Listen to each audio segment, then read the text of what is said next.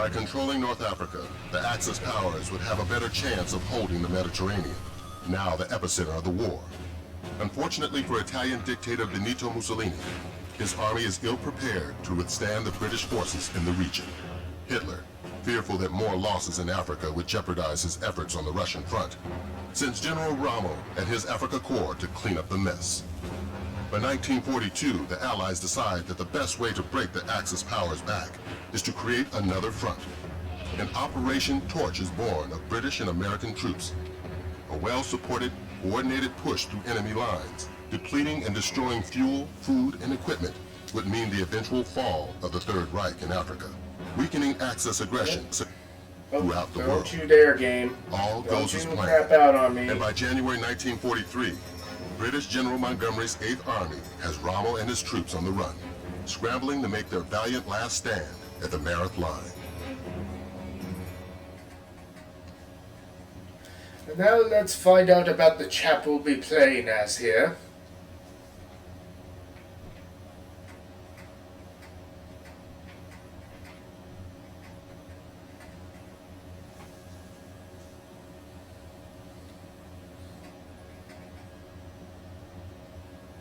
My wife finally wrote saying, Edward Carlisle, just asked to do something else. So I did. It turns out having a background in teaching chemistry can get you out of a desk job pretty quick if you have a mind to it. I knew nothing of Popsky's private army or its ties to the Desert Rats until I was in training. This sabotage platoon's philosophy is lightning-fast strikes and massive explosions deep behind enemy lines. It's gratifying to know that every time we light up a fuel depot or munitions dump, we're stalling Rommel's tanks and helping those poor blighters on the front lines. It may not be fighting fair, but the Germans have hardly fought fair in Europe, so to hell with them. My assignments are highly confidential, so as far as the White Farm goes, I'm still sitting at a desk. But for some strange reason, I've stopped complaining.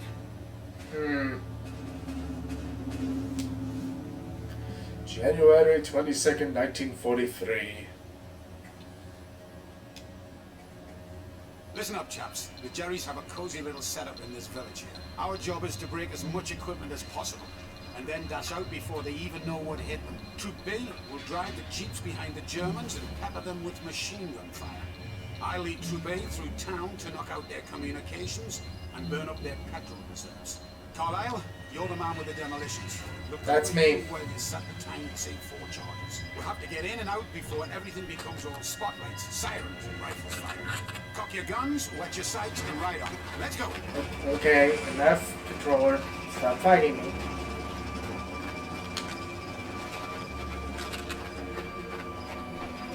Come on. Alright, enough. There we go.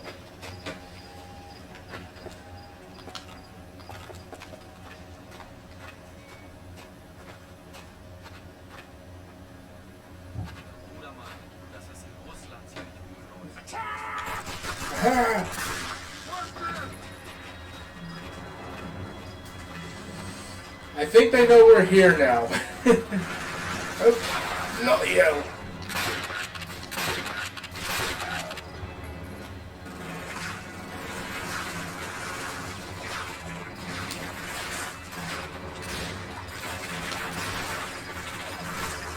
Oh, bloody hell. Come on, you bloody... Eat cherries!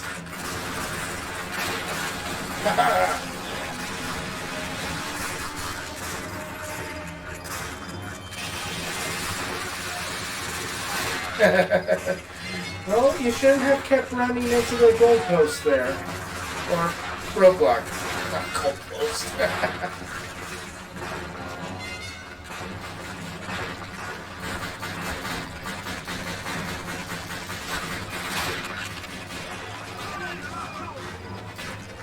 Come on.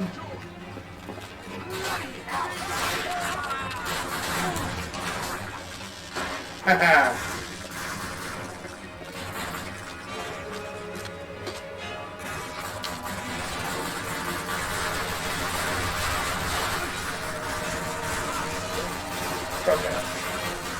Okay.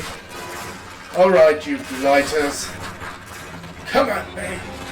I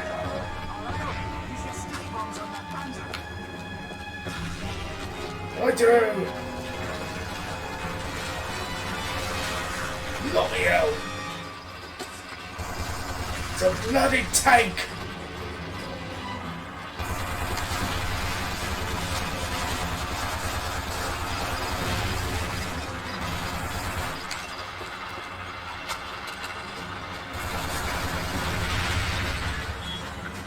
Haha!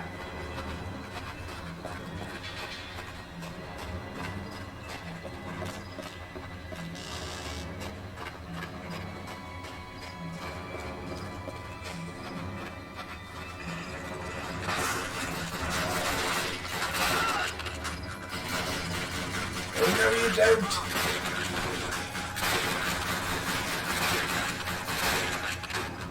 Dang. These Germans can't shoot worth shit.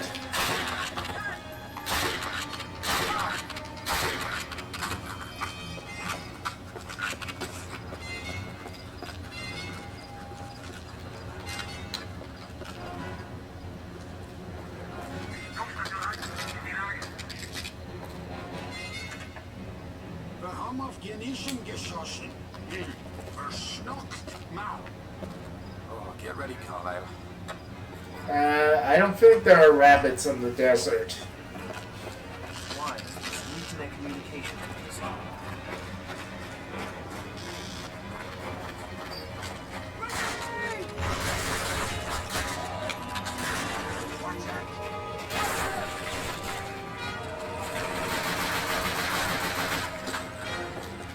Haha.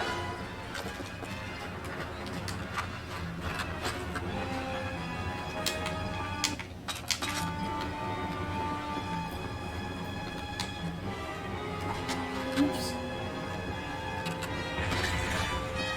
There we go. Haha. Okay, here we go. Come on, you bloody bootlegger!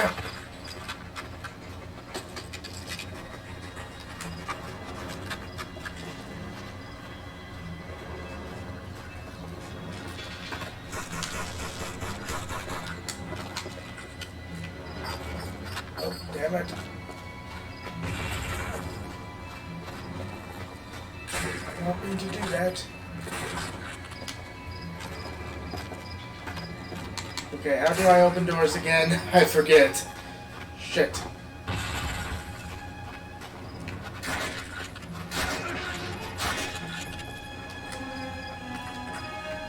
There we go.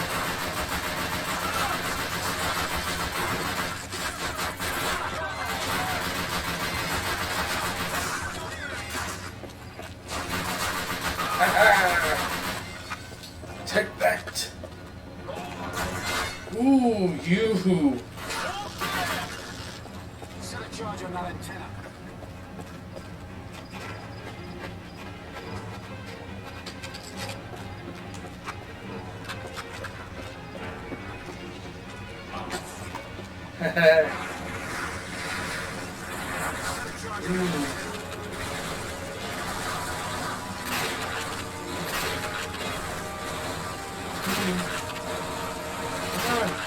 There we go.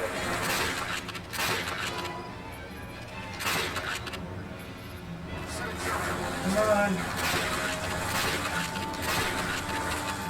Damn it.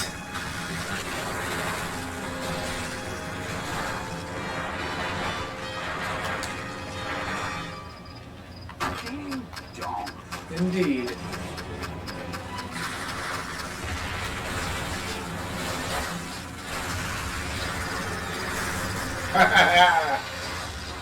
Well, so much for them calling for reinforcements. That forest is trouble. We're gonna have to clear it out. Move forward!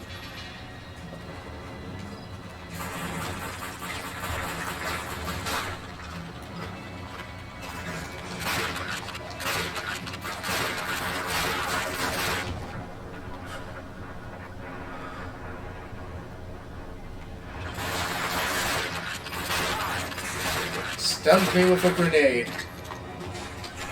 You cheap shot, hot motherfucker.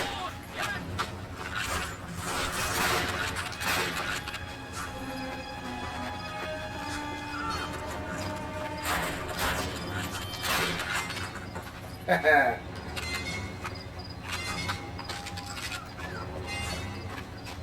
Yep.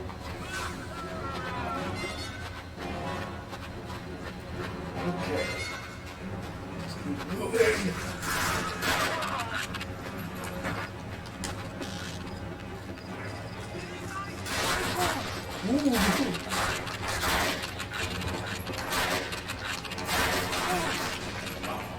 Ah! You cannot destroy Britain! I will take you on!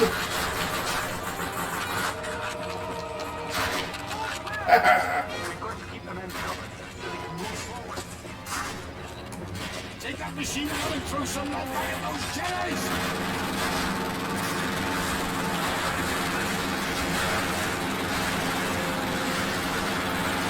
Haha! Now I have a machine gun! Ho ho ho, motherfucker! Come on now! Come on, you bloody yank! There's no bloody yanks, I'm sorry, bloody Germans!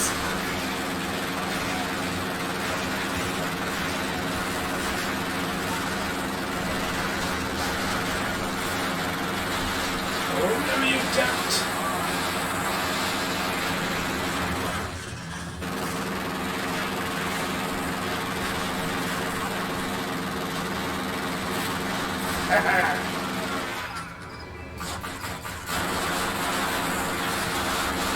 Oh, no, you don't! Whew. Okay, you took the wind out of me a little there, but that's all I'll admit to.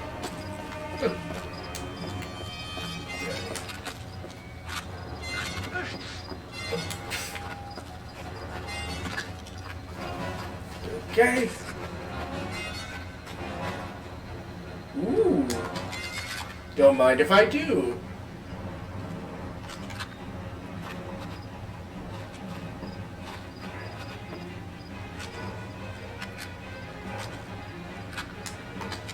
There we go. Always best to have at least one accurate long-range weapon with you. I mean, the Bren was supposedly a good weapon, but it's also an automatic weapon, and it's nice to have a more deliberate weapon with you if you can.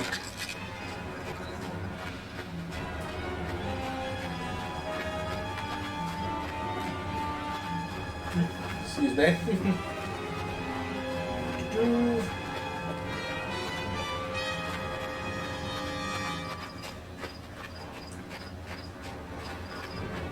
Okay.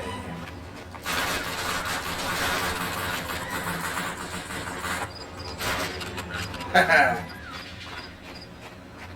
Guten Tag, gents. Okay, so here we go. I don't know why I was blindly shooting there. Oh well.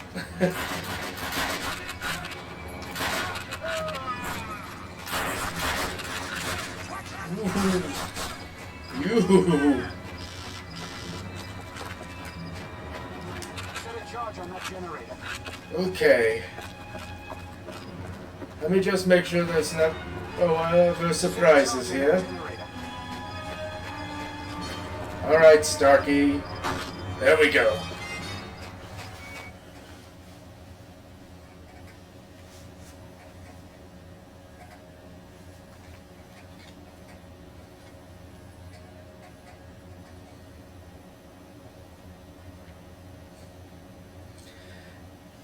Yep.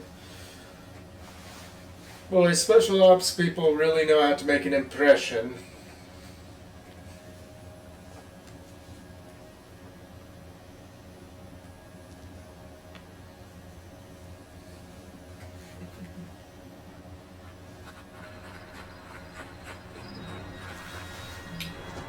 Once this last charge goes off, Fritz will be completely out of power.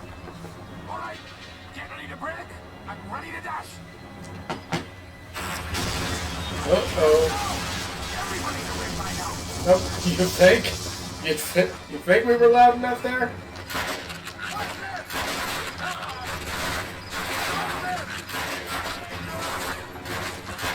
Let's move out.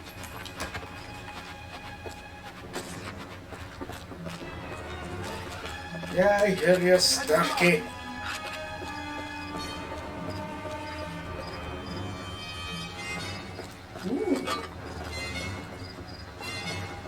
Hello. Somebody's left some perfectly good landmines lying around.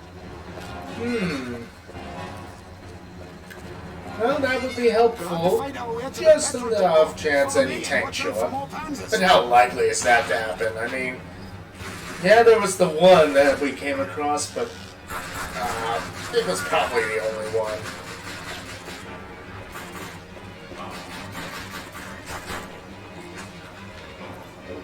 Come on, lock. Move.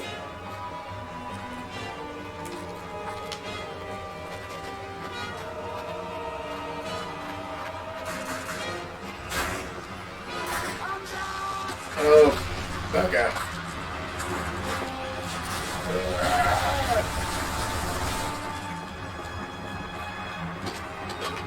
Okay.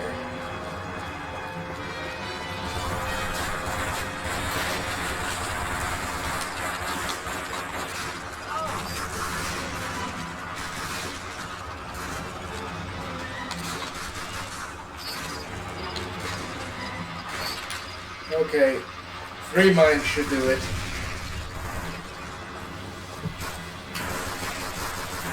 Hello there, One Pro. I wondered who that was lurking about. Have you been having a nice day?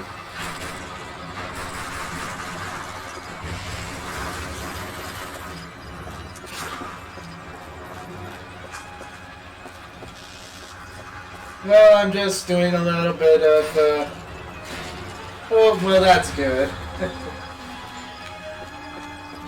Well, I've been doing a little bit of special ops stuff here.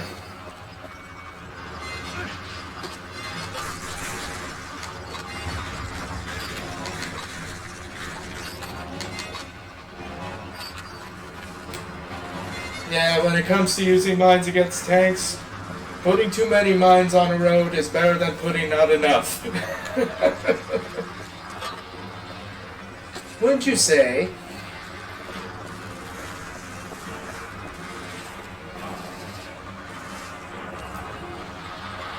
Well, and I decided to go with the PIF helmet tonight because, with the outfit, because, well, one, I was hoping to, if time permits, quickly do a bit of footage for my Jungle Cruise review so that I can edit it and post it tomorrow. Because I already have all the voiceover stuff recorded and edited. I just need the actual on-camera stuff.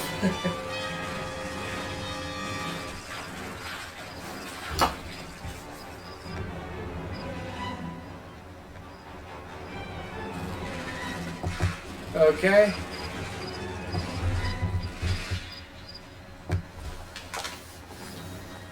Yeah.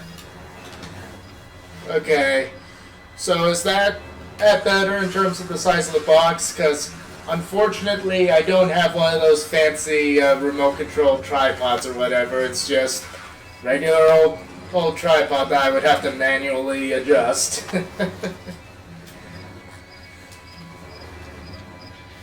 But yeah, so there's that, and also I thought I'd wear the helmet because, well, at least right now we're in the North African desert, and, well, some of the British soldiers fighting in that theater did wear helmets like this.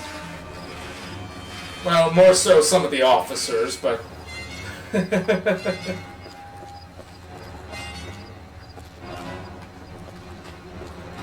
Yep. And of course, since I am making a...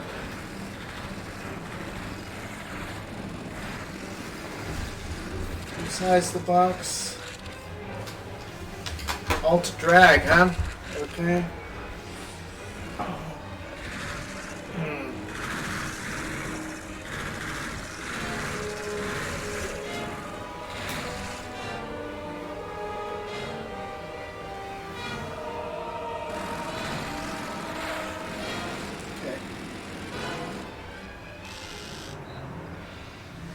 Yeah, yeah, I haven't figured out.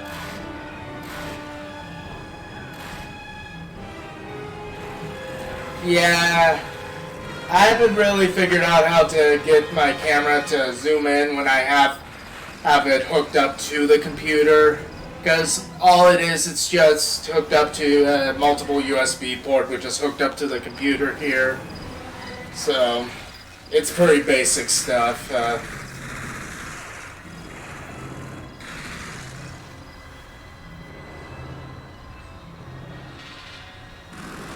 Here, I'll pause the game for a second. Yeah.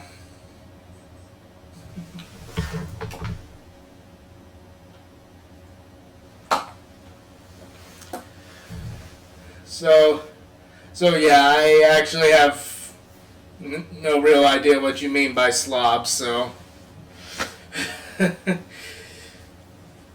Like I've told you before, all of this is new to me.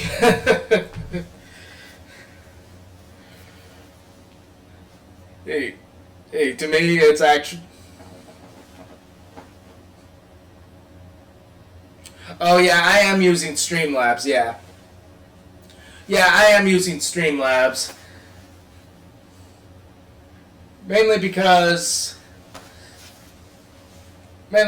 I read that Streamlabs is the preferred thing to use if you wanted to have a donation option attached to your channel.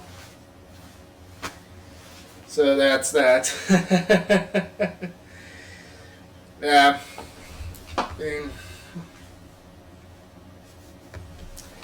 Yeah. I mean, the first... Hello, Otter.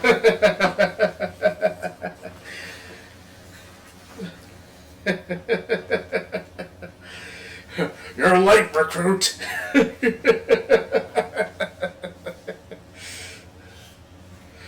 But yeah, One Pro was just trying to help me figure out if I can get my camera to zoom in if it's connected through my computer through Streamlabs here.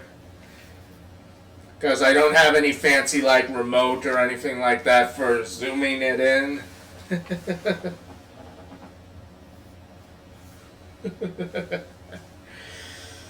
Yep.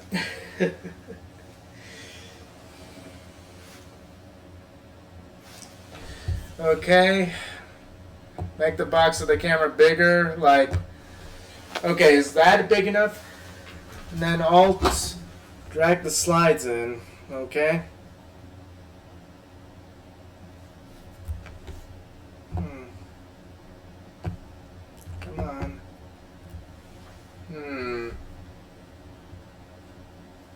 Come on now.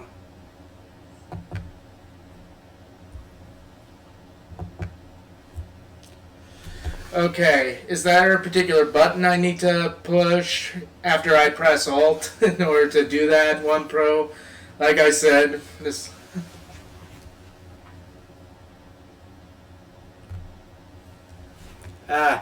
Okay.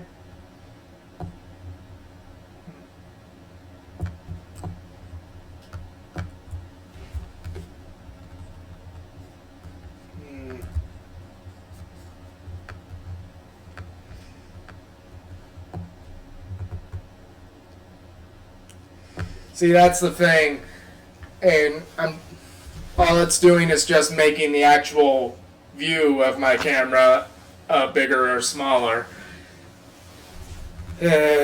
Wonders of technology, folks.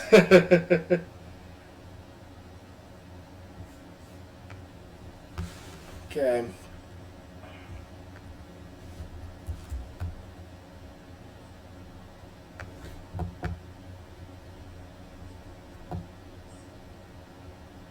Come on now. Sorry, folks, technical difficulties. Okay.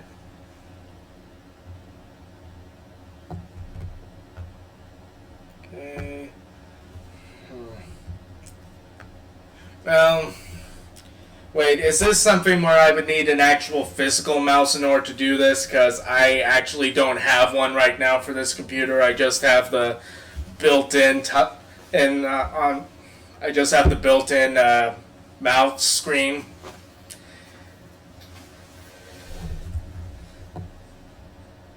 Come on. Come on now.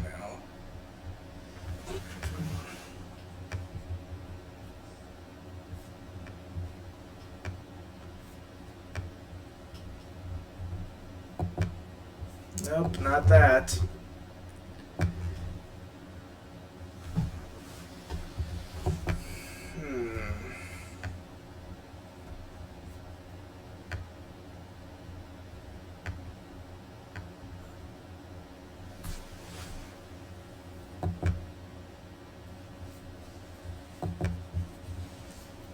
Oh. Nope, what did I do? Okay. Yeah, indeed. Especially if you're starting. Yep.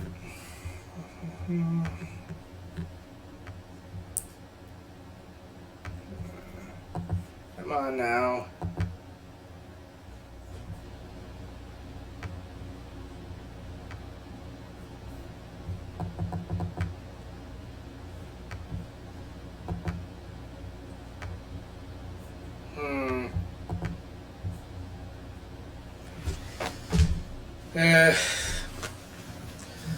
Well,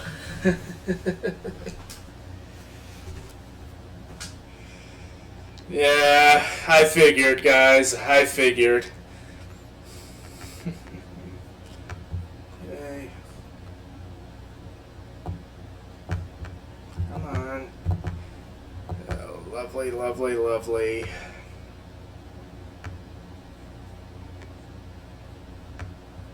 Properties.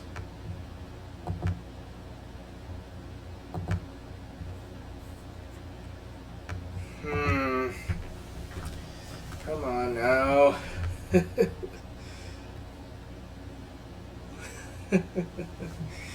Lovely.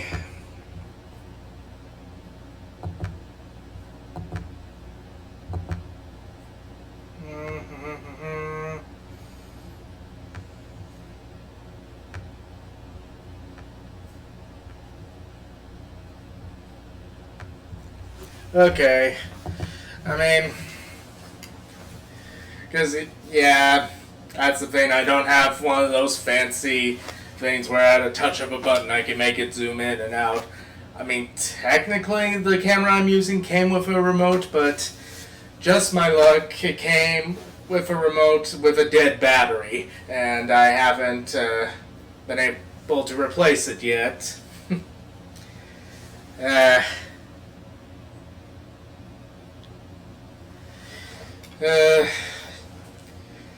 Oh well.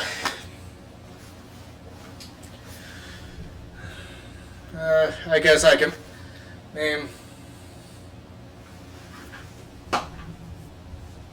Use the source. Come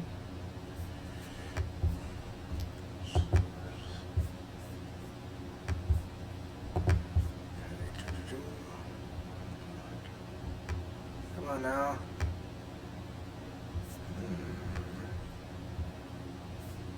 Come on now.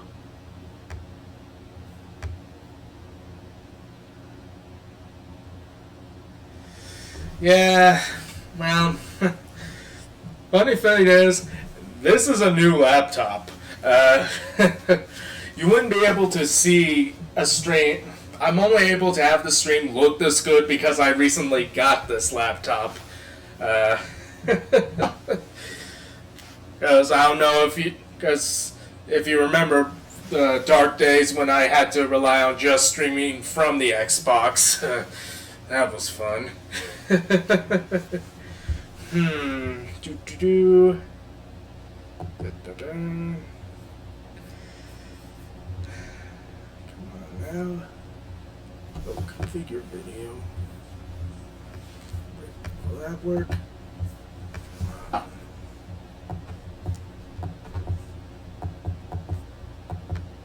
Ah.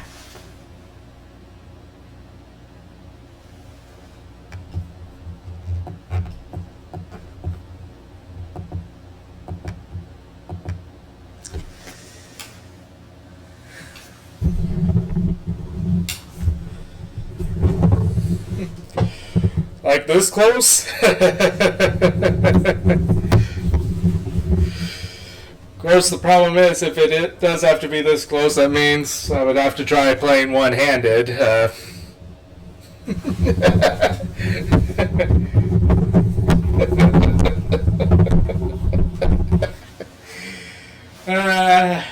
What fun we have, huh?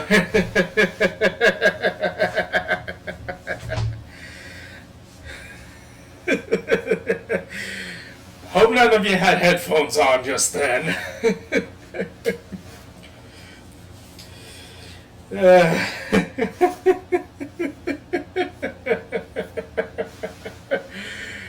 Oh boy. Well, I'm assuming One Pro it's this configure device.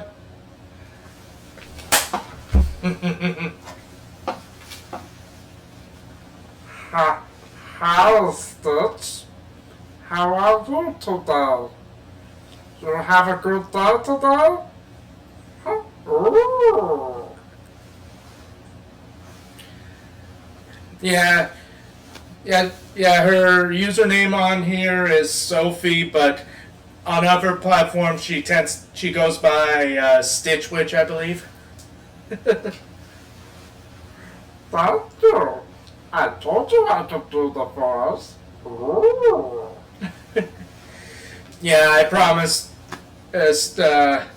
Sophie here, or Stitch as she likes to go by, that I could do my Stitch voice for her on another stream that I socialize with her on.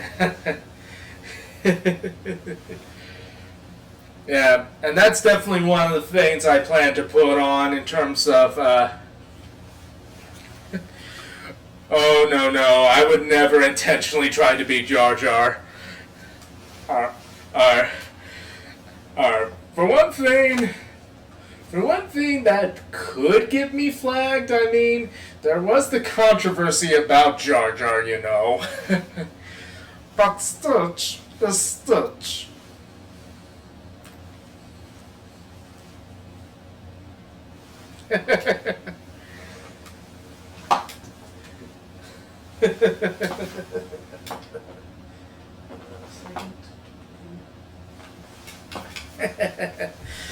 But yeah, okay. Oh yeah, I'm sorry about the delays there. Sorry, Stitch. Basically, One Pro was hopping in, and we're trying to see if I can work Streamlabs to make my camera zoom in on me, and I think, and I'm assuming that it's this configure video thing in the settings, One Pro. The problem is when I click it, it won't let me actually zoom in with the camera. Makes me wonder, okay, is this a thing where I need to have that remote to actually work? So, yeah, unfortunately.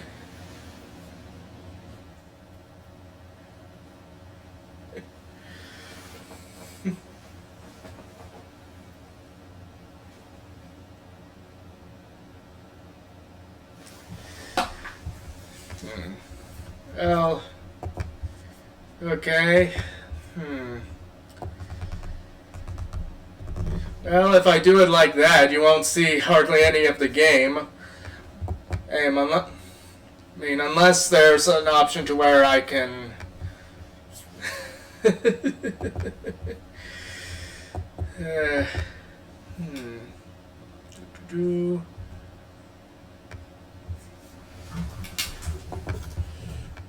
Okay. Okay. Nope, that just moved chat. Did not mean to do that. Come on. Ah! We figured it out! Woo!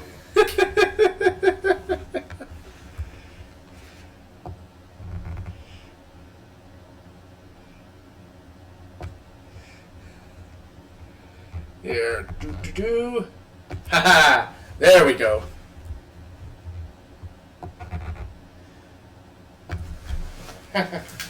Oops. Well, now I'm going to be halfway cut off. There we go. There we go. Okay. Oh, no dragging. There we go.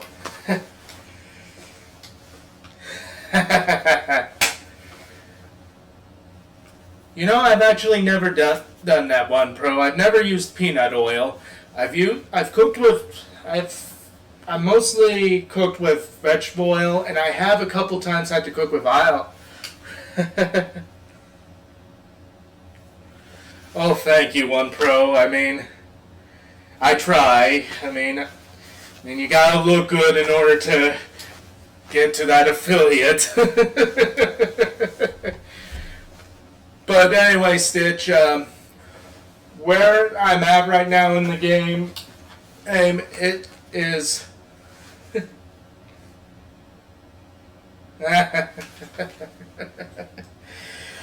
Yeah.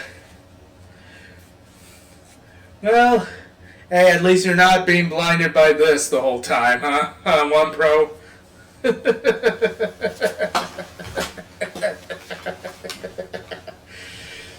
Okay, well that's good. Now I know how to do that.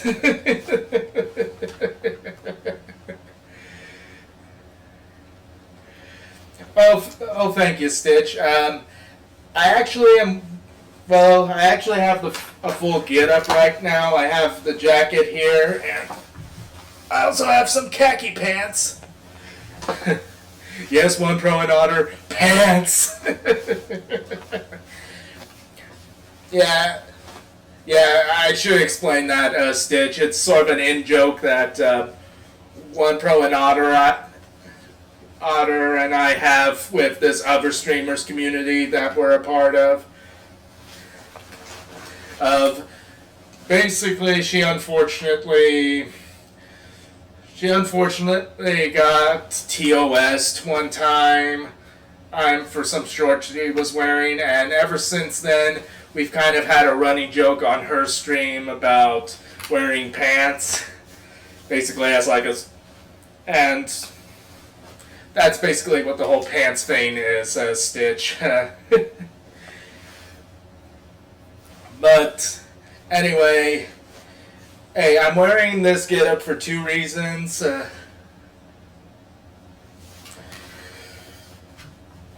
Well,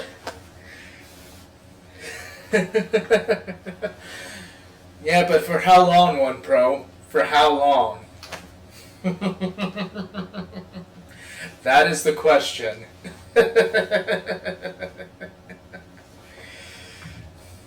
Yeah. But anyway, Stitch, it's two reasons why I'm dressed like this. One, I was hoping, time permitting, after the stream...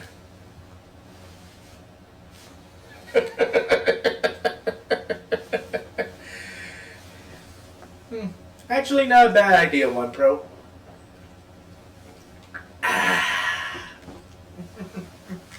But yeah, I'm wearing this one. I'm hoping, time permitting, after the stream to film some of the...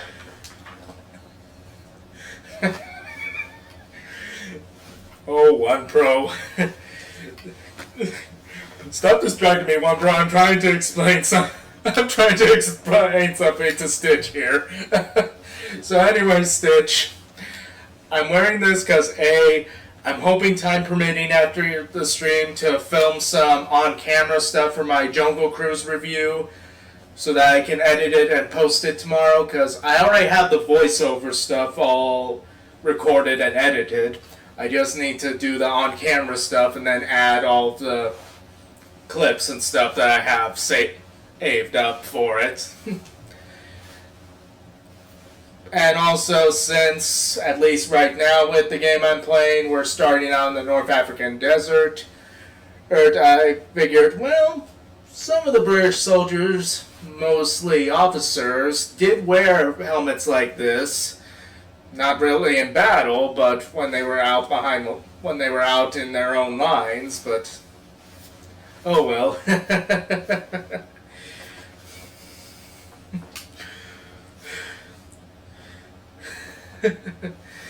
Yeah. Well. Yeah. And, well, I'm not going to get into too much detail about the movie because, again, there's the review and gotta hustle with with promoting the content, but I can say I did really like it. It was a lot of fun for me. And I actually wore this get-up, well, not the t-shirt, I wore just this, obviously all buttoned up, because nobody wants to see that in a movie theater.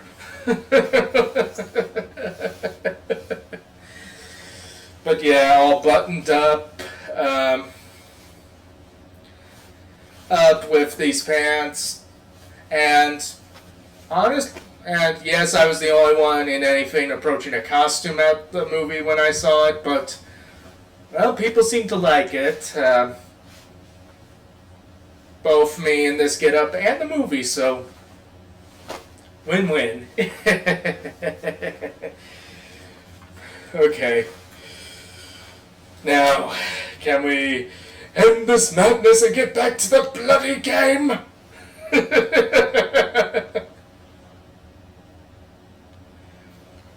Yeah.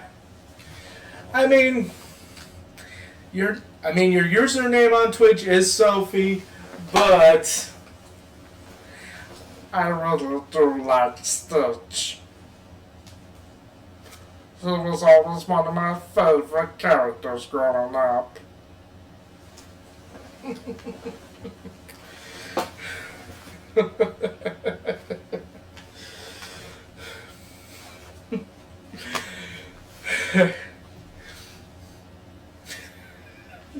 Damn it, one bro, you've broken me already. It's not even an hour in. Granted, this is the type of broken I'd rather have.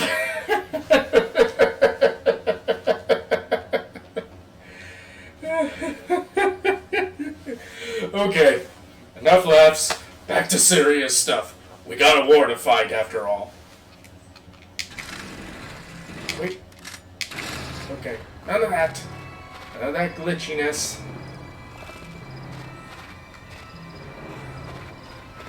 Okay.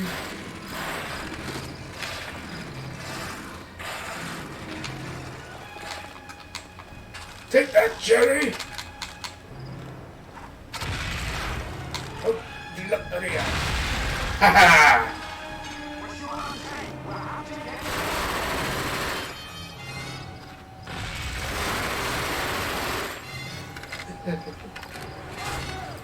Oh, and you guys were, and since you guys missed the introduction to this part of the game, basically, like I said, this is set in the North African desert, more specifically Tunisia in early 1943, basically during the last part of the North African campaign.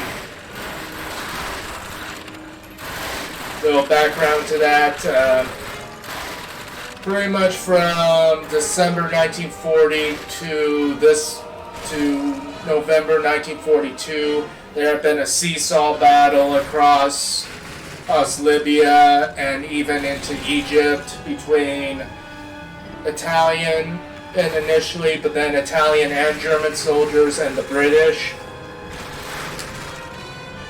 And really, it was a bit of a quagmire thing on the part of the Italians and the British, because really, at the start, the German High Command really didn't have much interest in North Africa when the war began.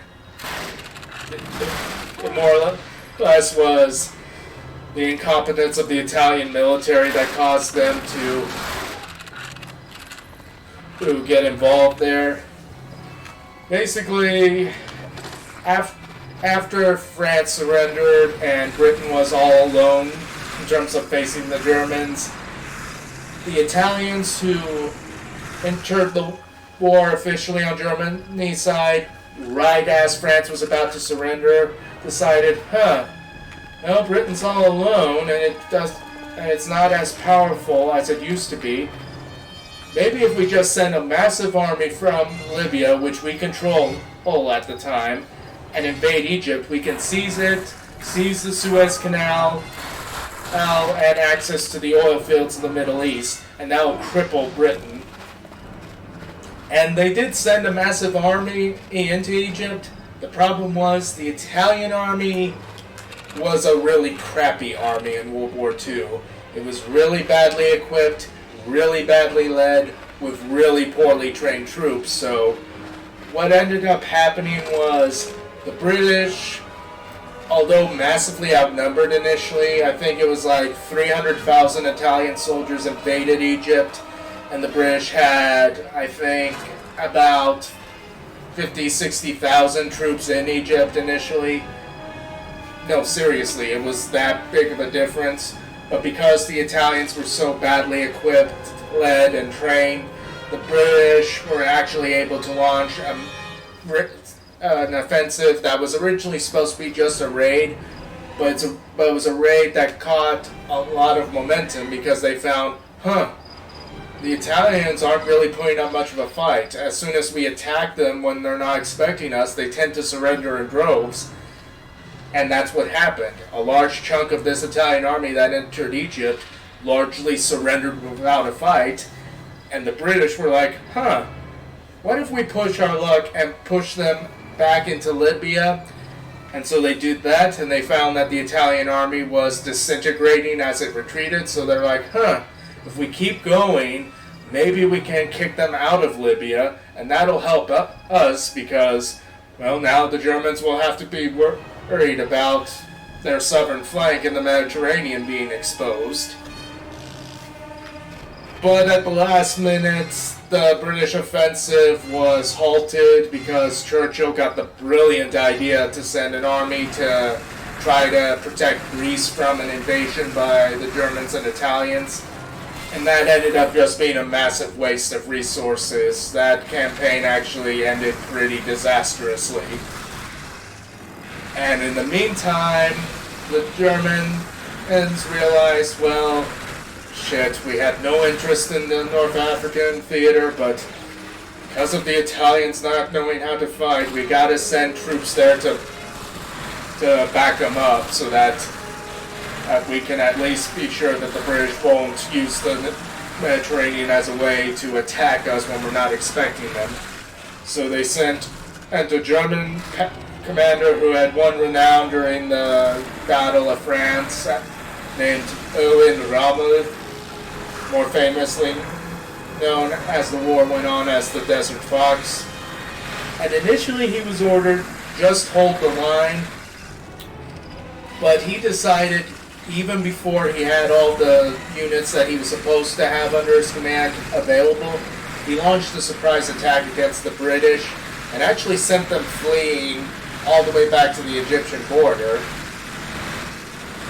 But because he started out with not the numbers he really needed to continue his offensive, his attack petered out, and really for about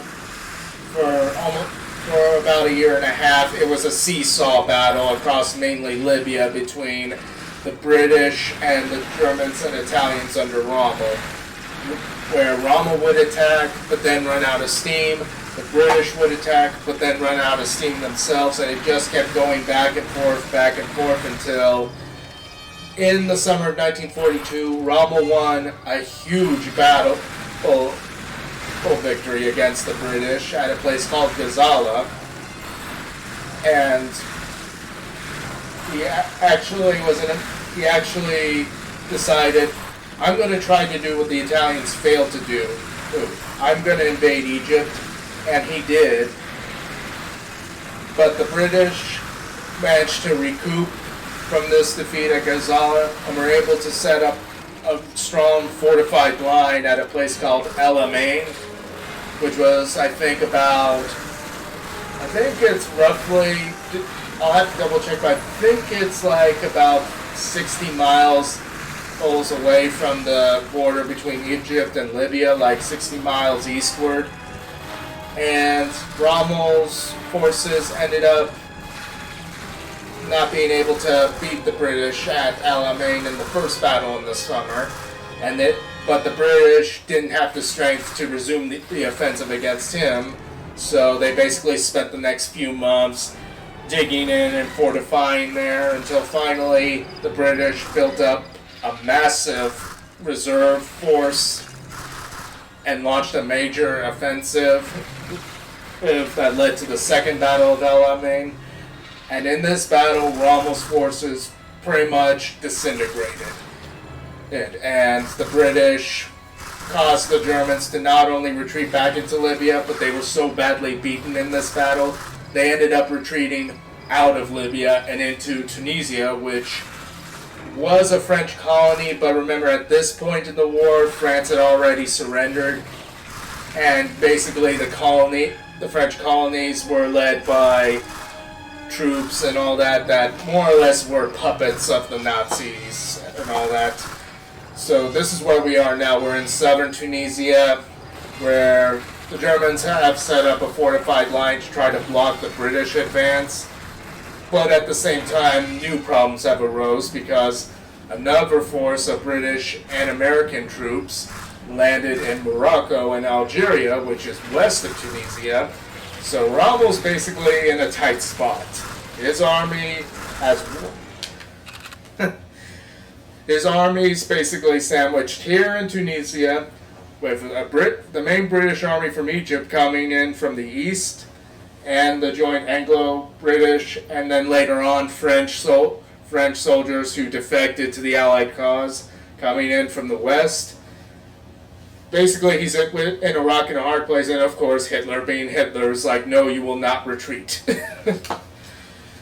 But this is set in the southern Tunisia, like I said, and right now we're playing a soldier in basically a special ops unit. As in, like, yeah, going behind enemy lines, attacking. In this case, we're attacking a supply depot.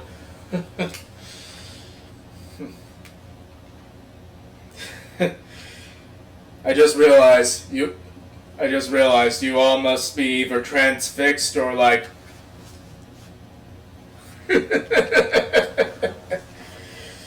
Sorry, it's just I may have gotten a little more detailed than I needed to explain where the hell we are. Could have just simply said, it's North Africa, where some guy's behind enemy lines trying to blow up a depot, but it's more fun for me to actually explain the significance of this stuff. But anyway, enough of that lecture, back to the shooting.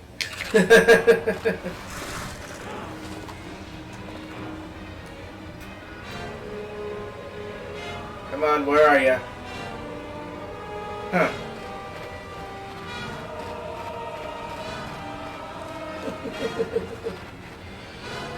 Yep.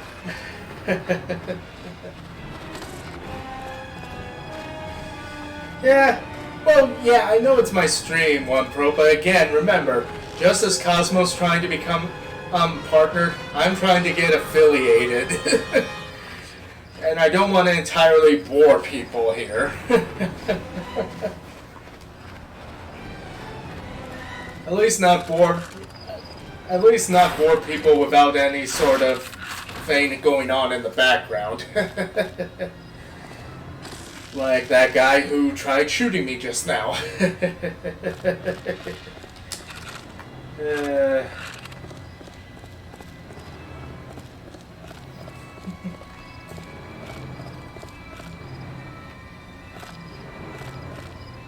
Okay. I guess that's enough. Yeah.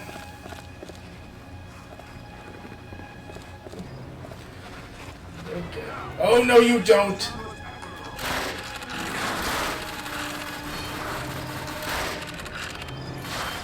Damn. I know German soldiers were tough, but 2 bullets to kill ya? Damn. And you saw that, right? I pretty much shot them in the head the first time. Gotta love the hit detection on these old games, huh? Okay. Ooh. A lot of fuel canisters seem to be lying around. Rather careless, don't you think? I mean, some crazy person might, oh, I don't know, put a bomb here and cause this to happen.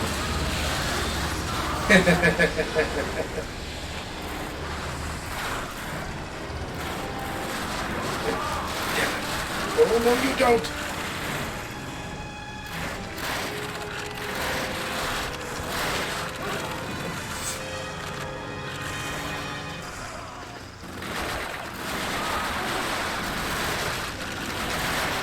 Haha.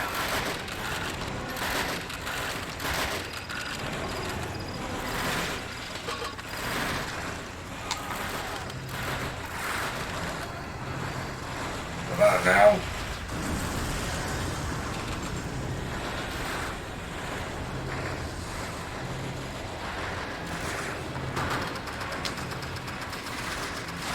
Ah.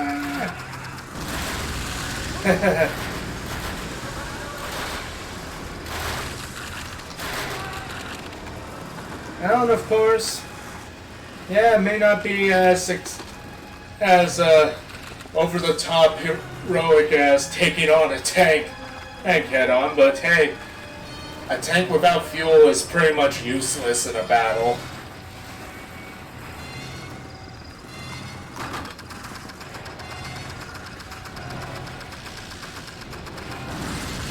Okay. Oh yeah, things are definitely heating up here.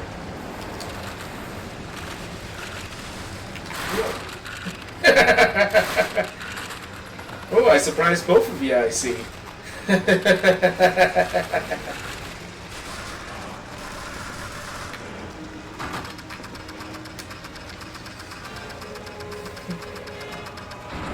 Okay. Haha, all fuel destroyed. Yeah, leaving would probably be a good idea. Something tells me they might be a little mad if I stay around. Okay. Come on!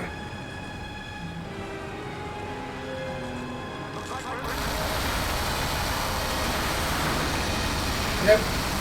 Get out of here!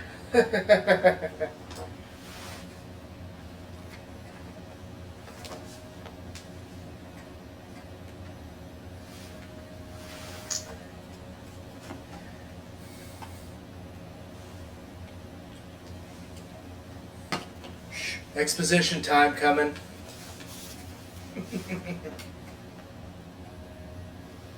Indeed, Otter. I mean, I know this so far isn't quite as exciting as the last one. You have to know where you're going and have a plan to get in and out as quickly and quietly as possible. We do prefer it when quiet is not required. The one thing that allows us to hit the enemy where it hurts most is our jeeps. They're always loaded with enough fuel, supplies, and water to travel 600 miles at a stretch. Although unarmored, they can be heavily armed with 250 cal MGs firing armor-piercing and incendiary rounds. These make us quick and deadly when we need to be, able to take on German half-tracks and armored cars that outclass us in every other way. Still, this doesn't make up the fact that you're completely exposed to fire sitting in an open jeep. And you better have a damn good driver at the wheel should trouble arise. And it always does, mate. Indeed. Ah yes, the Jeep. America!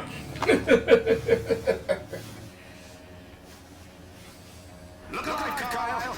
I got word on the wireless that some of our old mates from from long-range desert group. I dug in an old forest surrounded by Jerry's. We've got to save them. Those chaps found a shortcut through the desert that leads straight to Mama's back door. You and I are leading the charge. The rest of the men will catch up with us at the fort. Protect my hide while I refuel the jeep. Keep your eyes peeled. Oh dear. We'll be alone for long. Watch out! Oh, come on, Control. Stop it. Aha!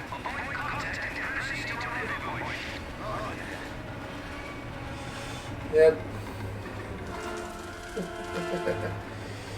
Yeah.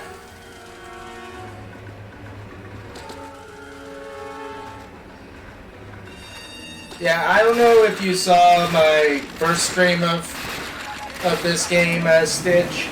Oh, that's not good. Yep, I hear ya. Ah! Damn it! Ah! Oh! Scheiße! Not you!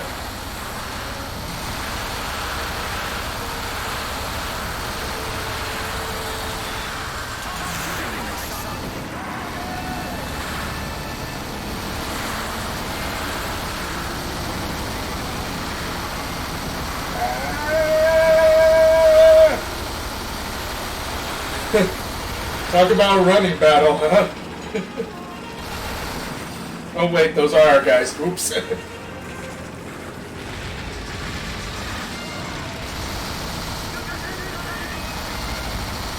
Sorry, Otter, but you know I gotta do this.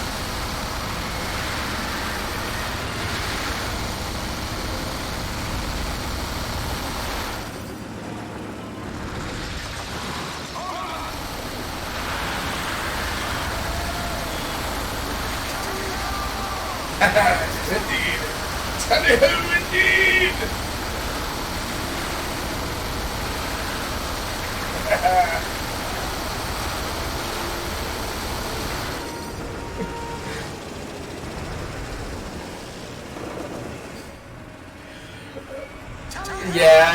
Yes, but like I was saying, Stitch, I don't know if you saw the other stream I did of this game. This was actually the very first Call of Duty game I ever played.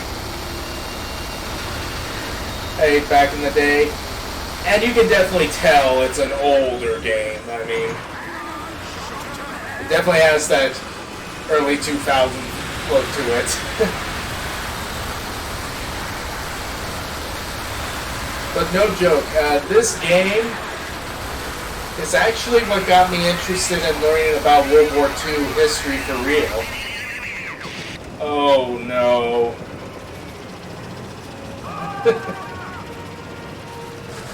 Well, think of it this way, Stitch.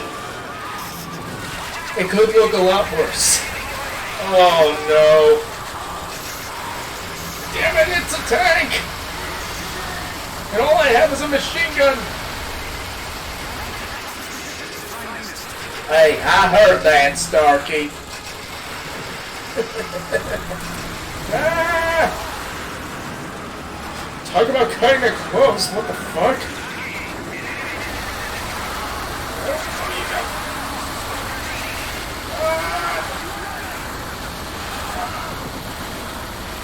Good thing these Germans don't know how to shoot very well. Well,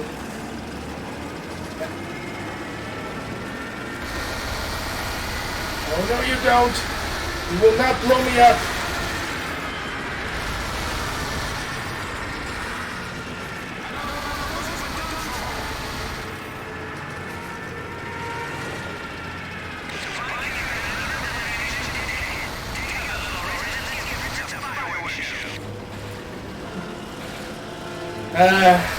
Gotta love those British terms.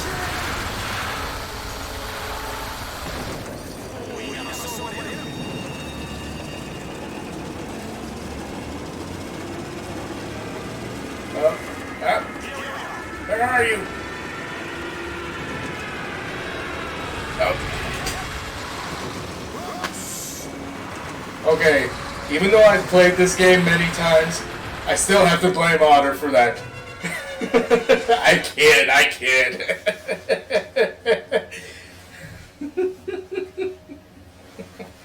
I kid, Otter, I kid. You know that.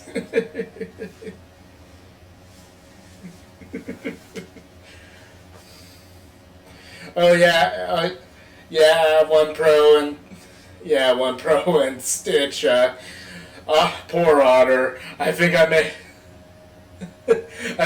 have given poor Otter PTSD last stream because literally the last mission I played in the Soviet campaign involved being the commander of a tank crew, and we had to destroy a whole airfield of German aircraft. And poor Otter. I could sense his pain. Oh, no, you don't.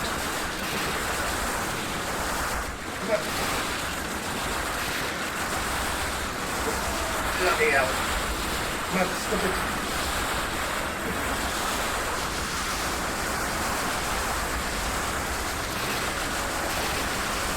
Okay, I got the machine gun. Or at least one of them.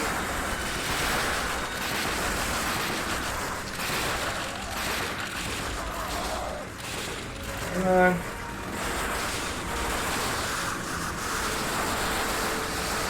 Come on, you bloody Jerry!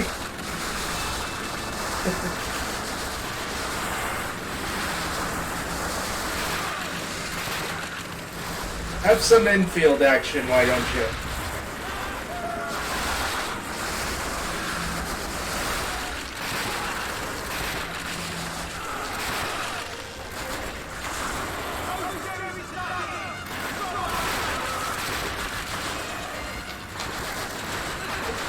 Come on now. Oh, no, get away from the barrel. There we go.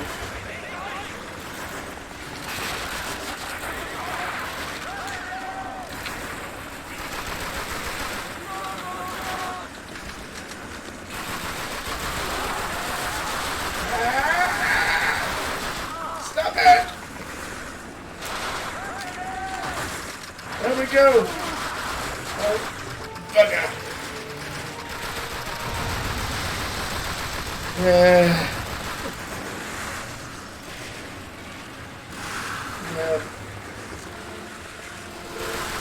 Not good. I'm almost dead already. Yeah, this was never a level I liked to play too much in this game because it's one that throws you in a big deadly crossfire right away, and as you see, I don't start off with a lot of health.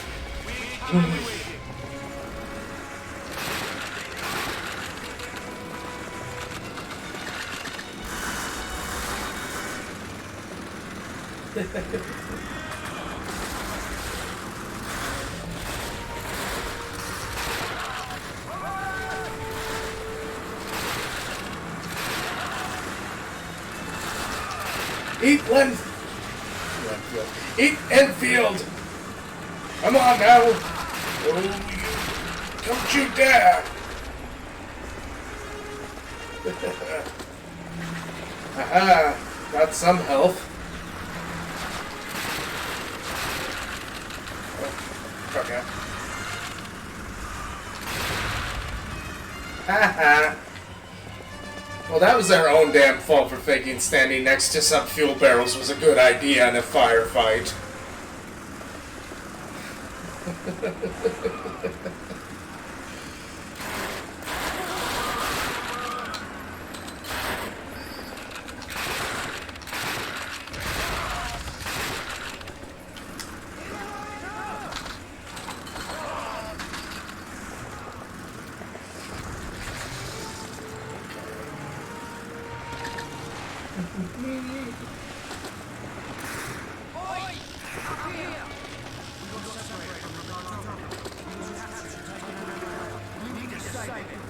Oh goody. We have more allies now.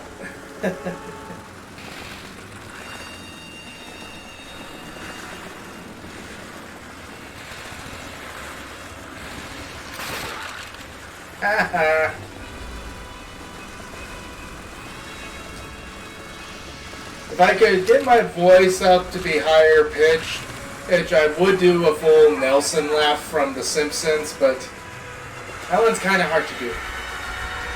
Oh, damn it! Really, Otter? Are you still that bad about the other night? Now you gotta send Strukas after me?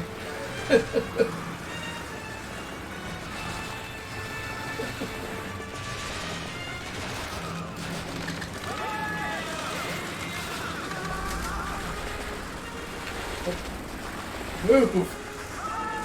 Don't move, you idiot! Oh, bugger. Oh, yeah, I forgot that. Oh, yeah, I forgot that you're supposed to clear out as many of these guys as possible before you get to the guy who's stranded up there. Oops.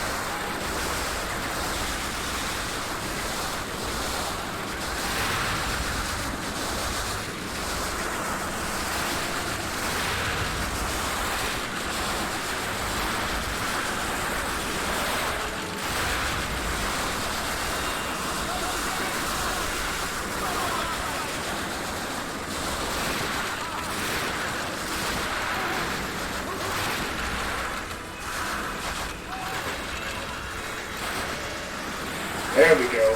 Haha! Got some Bren action going.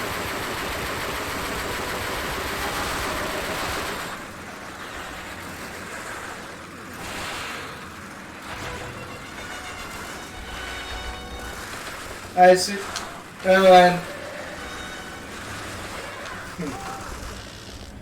and I don't know how well.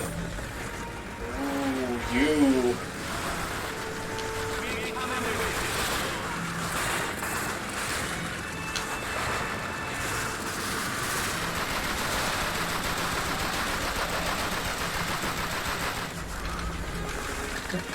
But yeah, I don't know how well versed some of you guys are in terms of weaponry from World War II, in terms of the infantry weapons. Because some of you may not even know what a Bren is.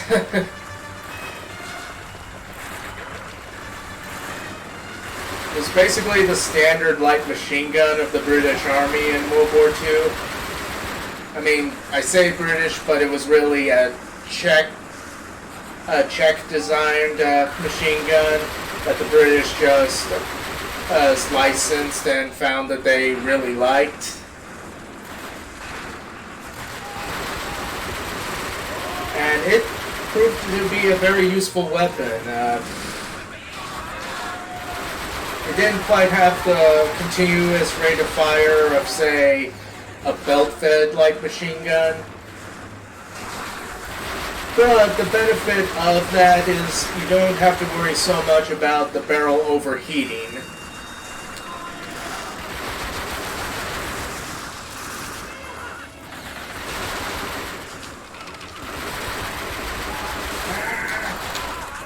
Okay.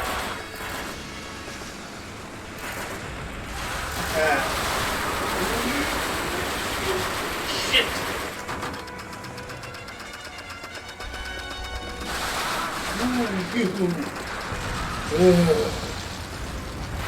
But yeah, it fired, I believe, a .303 inch in diameter round. And it wasn't quite as powerful a round as what our rifles and machine gun and regular machine guns fired. But it did the job. It was the same round that the Enfield rifle used. And this here is the Sten, basically the main British light machine gun of the war, or not light machine gun, submachine gun. It really came into being as a result of France dropping out of the war and the British having to have the whole Dunkirk evacuation, if you ever seen that movie. Problem was, while they got their army for the most part out of France, they had to leave a lot of their equipment behind, including almost all their weapons. And there was a mad dash to, well, we need to make something that's quick to produce in a factory and can shoot. And that's where the Sten came in. It was basically the cheapest submachine gun you could imagine. It was rather cheaply made. It tended to jam easily, but it could be made quickly and made in quantity. And best of all, for British soldiers early on in the war, especially those who were working behind enemy lines in like commando raids or upper special ops things, they were chambered to fire 9mm rounds, specifically the same type of 9mm rounds that German submachine guns used. So yes, they were designed to where you could actually take submachine gun magazines from a German submachine gun, stick it into your Sten, and it would fire more or less as well, providing it didn't jam. But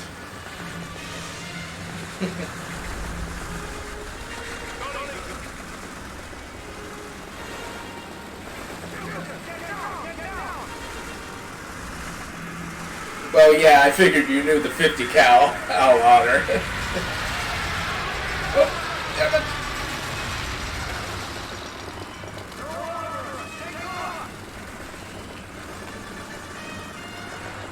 Come on, dear heart. Come on.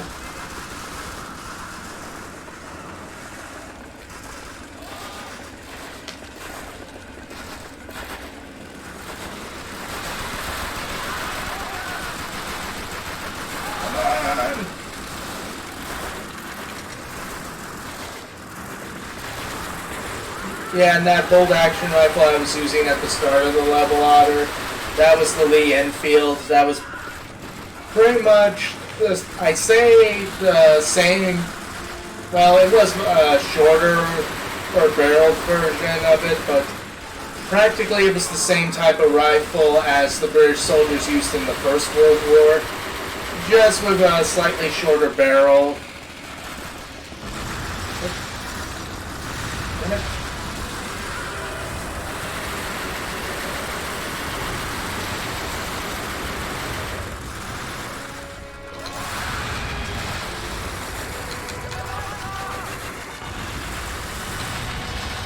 Haha!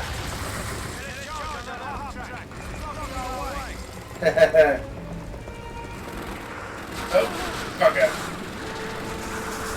You stop it! Stop shooting!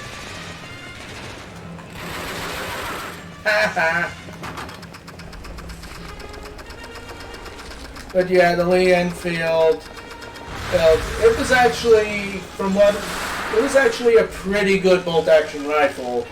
It didn't quite have the hitting power of, say, the German Mauser rifle, but it still had some good hitting power regardless. Damn it. Ooh, you bloody machine gun.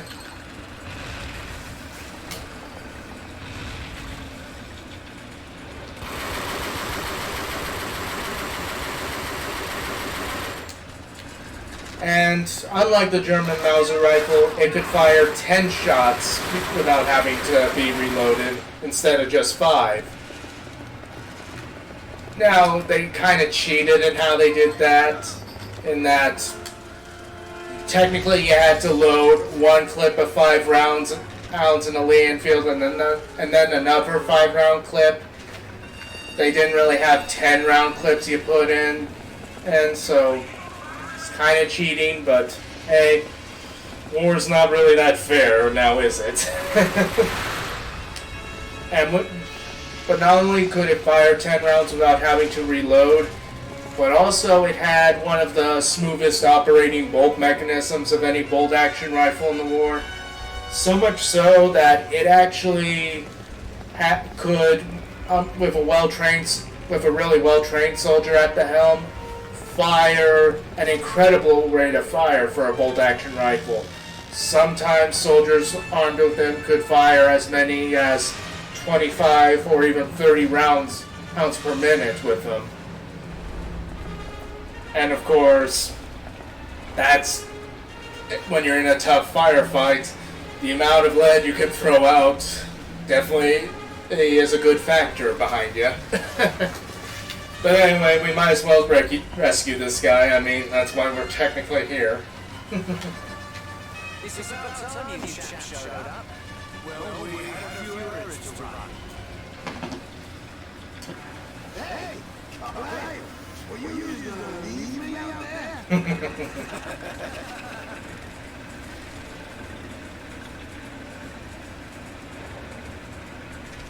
By 1944, in the battle to regain the Russian homeland, the Red Army crushed the German pocket at Stalingrad, marking the first major defeat. Sadly, gotta say goodbye to the Piff helmet for now, because that was the end of the North Africa stuff. Allies staged a massive sea and air invasion on the Normandy coast that will soon lead to a full-scale retreat of Germany's once powerful arms across France and Belgium.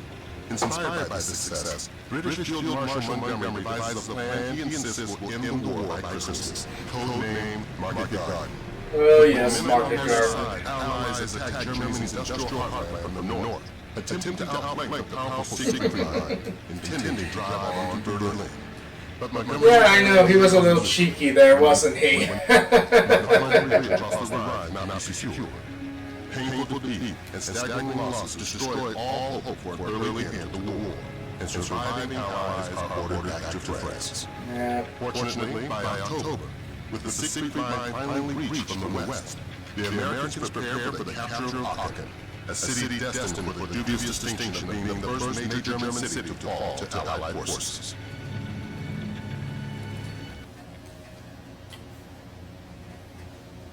So that was a lot to unpack, but basically now we're not only going now to Western Europe proper, but we're also fast forwarding to the fall of 1944. Basically, we've won the Battle of Normandy, we've pushed the Germans out of France, but we blew our momentum with Operation Market Garden and gave the Germans time to fortify the border of Germany. So now we're going to have a bit of a long, tedious fall. Especially here at Aachen. My name is Chuck Walker. I've been attached to the 1st Army, the Big Red One, for a long time now. I've fought in North Africa, Sicily.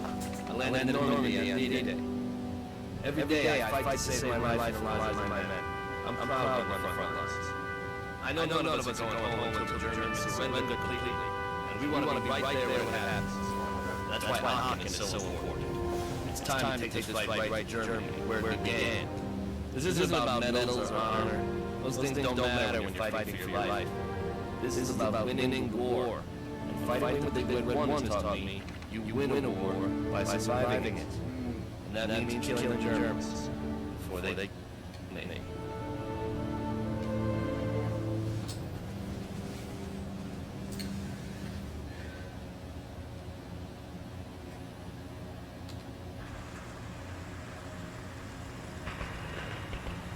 This is it. We're taking Aachen today. The Germans in the town square are cut off from their command and control. Those old buildings are solid enough to resist shelling. Orders are to escort the M12 to the town square, clearing buildings of German resistance on the way. Once we're inside the city hall, the M12 will blow some bitch to pieces. Stay close behind the tanks for cover and protect them from German anti-armor. We lose the Shermans and we're all dead. Let's settle and get it done. Sarge, some of those old buildings are too fortified for the tanks to take out. What are we going to do about it? Relax, Benny. We're gonna knock them all down. Here you go. Here you go, Otter. Got a grand now. Come on, controls. Come on, stop it. Stop it. There we go. Yep.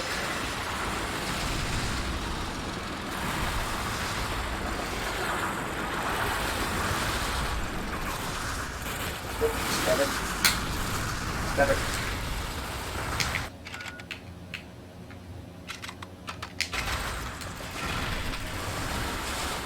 Come on, stab it. Stop fighting me, controls. Oh, God. This controller. There we go.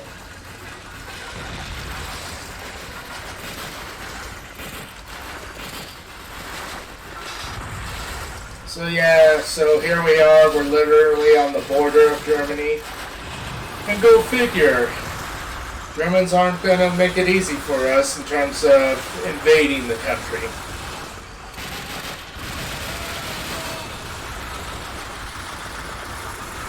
Okay then.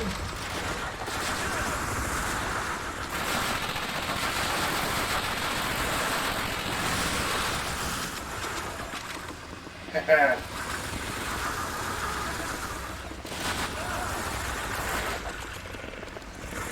House to house, time for the Thompson.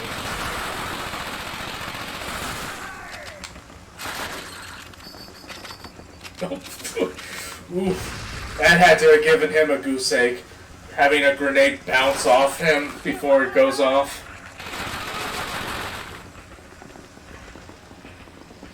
That had to wait.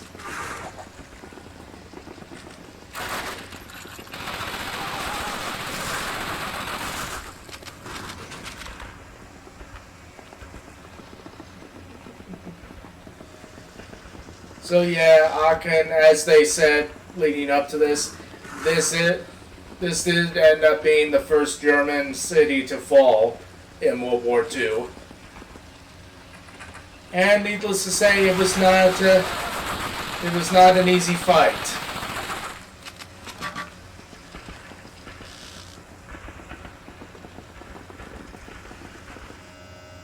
Oh no no no no no! Don't you dare! Ugh. Hold on, guys.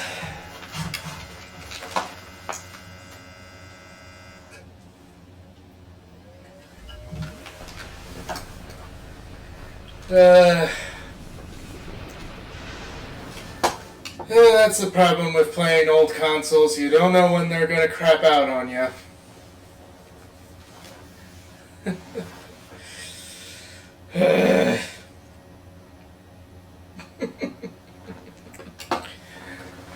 Yep.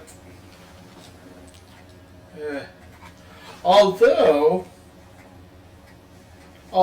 now you guys can actually see something that some you guys actually missed when I started the first part here.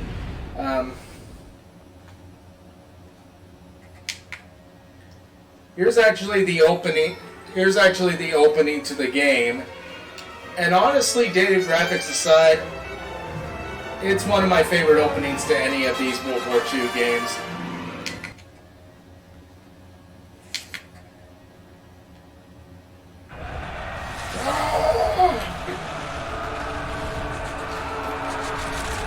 Let's have a contemplative moment here.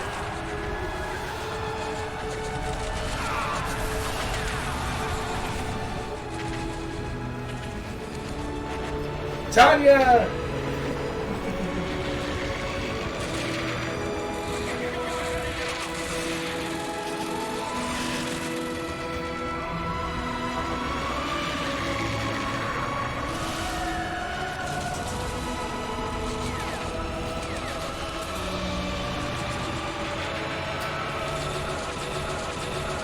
Stop it, console.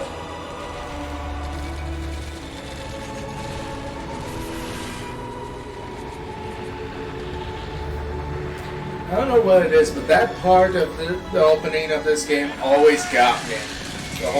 That part of in the war that changed the world, because you really can't overstate just how momentous World War II was. Okay, enough of the melodrama, back to the shooting. Come on.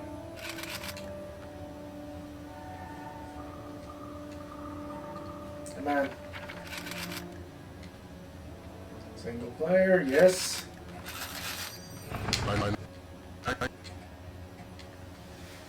Okay.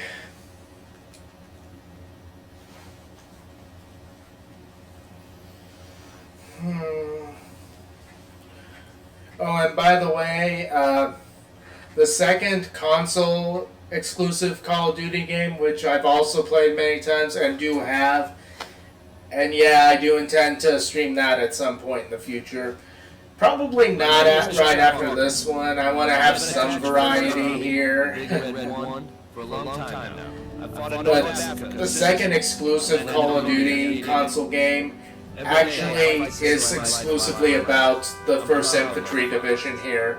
It's more or less a Call of Duty Band of Brothers. You follow this specific squad of soldiers who are part of one of the regiments of the 1st Infantry Division, and you basically follow them throughout the war, from their first battles in North Africa all the way to in the winter of late winter, right before spring in 1945, crossing in the main German and defensive line on the border. And it is quite literally a Band of Brothers sort of game, because a lot of the actors from Band of Brothers actually voice characters in that game. I mean, technically I do prefer that game over this one, but this one does have that special place in my heart, even though it's a little more dated than that one was. Now, Otter, I know that you're just mostly an aviation guy, but I assume you know that the German tanks may not have been the best tanks. Okay. Well, first I gotta deal with the controllers messing around again.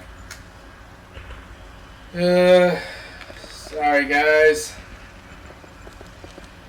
I don't know if it's the game, or the console, or the controller itself. I really don't know. Come on. Stop it. Stop it. Stop it before you make chat dizzy.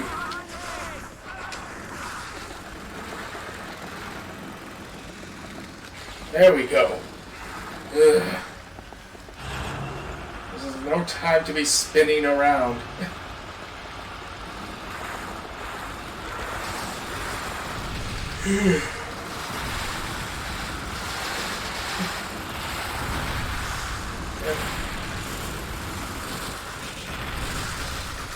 Okay.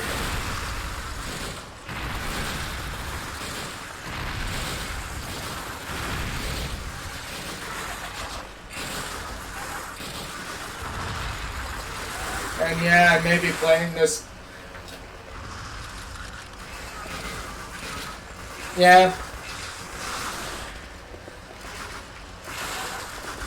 Yep. Oh yes, indeed, Otter, it definitely was.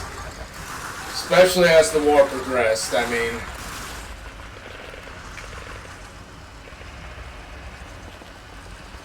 By this point in the war especially, since by this point, the Germans no longer had access to all the resources of, as in like France and Belgium, and places like that. Granted, you don't get oil.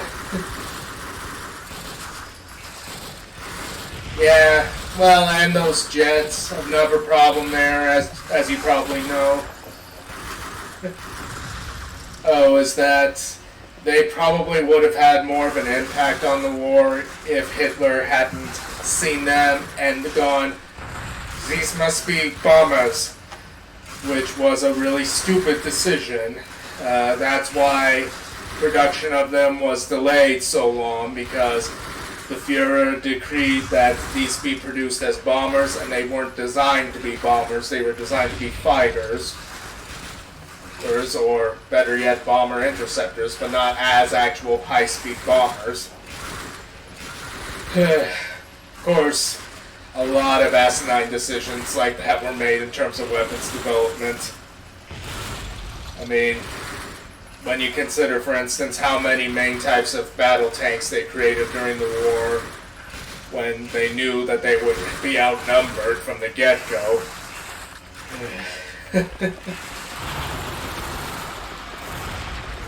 Oh. How dare you? How dare you try to take our tanks out? Yes. Yeah.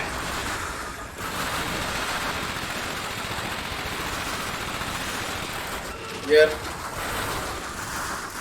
Oh yeah, it definitely was. I mean, of course it's a good thing. Of course it's a good thing that he did that because it was another factor behind Germany losing the war that they didn't have enough of those jet aircraft when they needed them.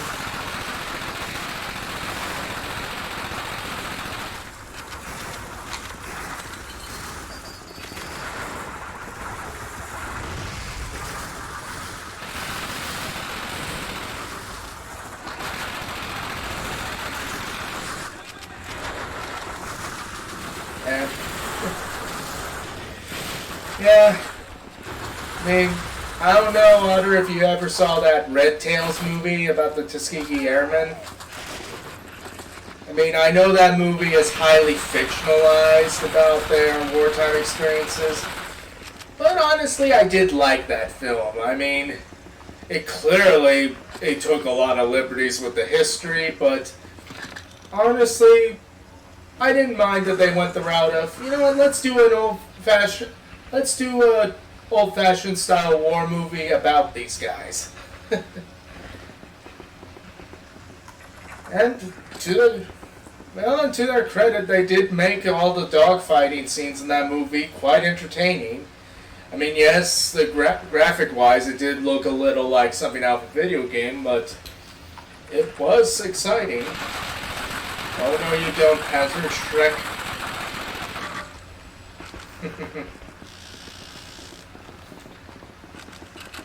Okay.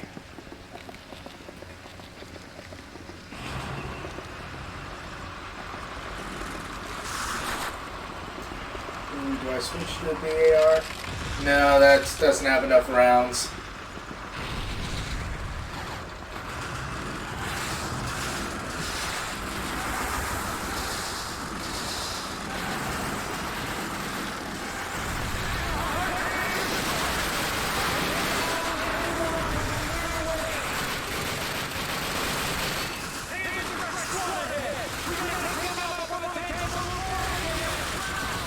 Ooh, yoo. Damn rocket attacks.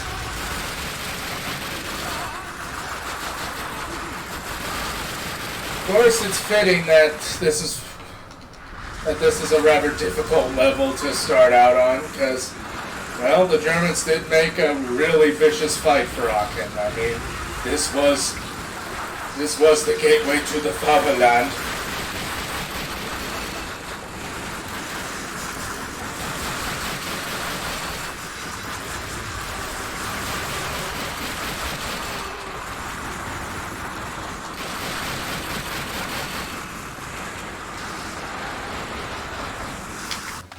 Okay, Otter. Might as well have some too.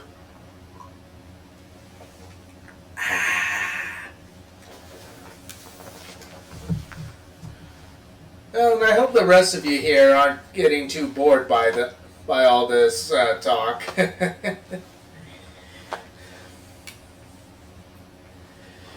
Because yeah, whenever I'm talking about some well, thanks for that, Stitch. I mean, I do try. Now, I will say that when I do finish through with this game, I'm probably going to switch it up and try something that may not be quite so overtly history here. Maybe just something for some variety, because, why not? I'll probably not go back to that Mafia game, though. That game honestly was not very good. It was kind of meh, and also, there's some moments in it that did make me squirm a little. But we still have this game to play. I think, since I remember how difficult the Aachen missions are,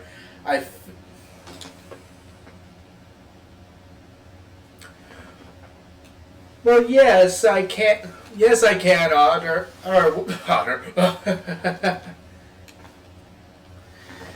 Yeah, I mean, I want to also have it be something that gets an audience honor. I mean, obviously that. But One Pro, yes, you're right. I can play games on the computer here, since this is a new computer, and I got it pretty much as a game.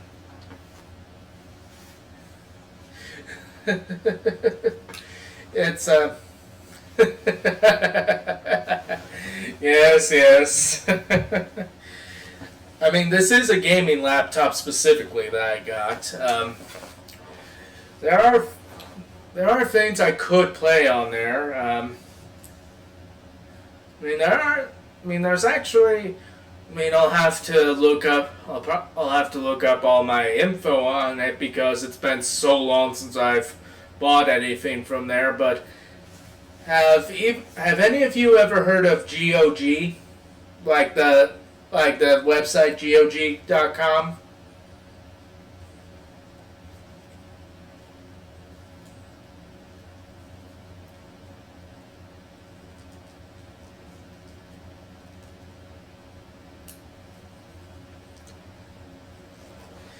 Yeah, because there are a few games I do have. There are a few games I have purchased from there. Again, I'll need to brush up my account info because it's been so long since I've purchased something from there. But there is one game I've purchased from there that I know I can stream here, and a couple that I know I definitely cannot, unless I want to just put a big black box over the game screen. Well, yeah, I know there's Steam, but I mean, One Pro, I am someone who prefers console. I mean, there are PC exclusive games that I do find interesting, but a lot of them don't tend to be like really high up there in terms of graphics and all that. But the reason why I ask about yeah,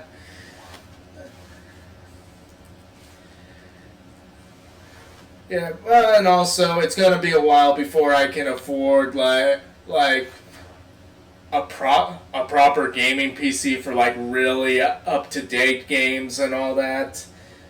Let alone a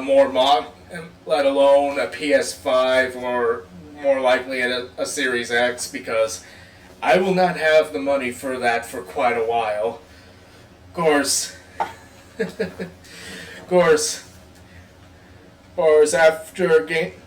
when I get affiliated, that would be easier, but that's still down the road.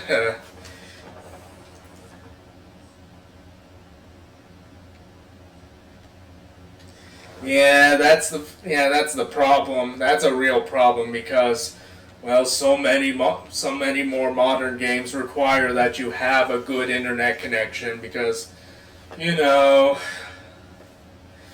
lot of game companies now like to make games that are more oriented towards multiplayer or online gaming functionality.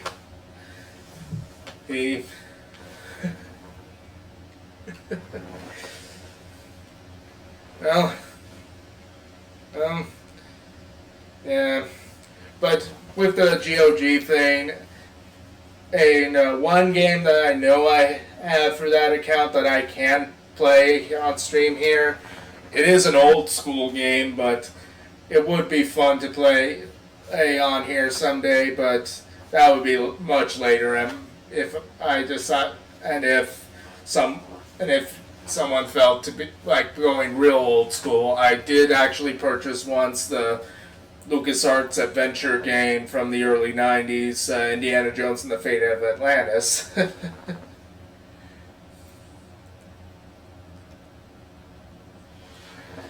Yeah.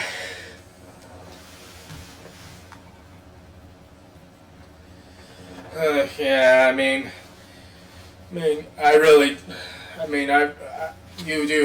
you really have my sympathies there, One Pro. I mean,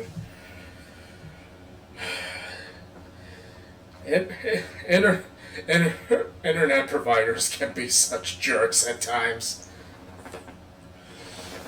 But yeah, there are games I have wish listed on there, and one of which is one that I would love to do on.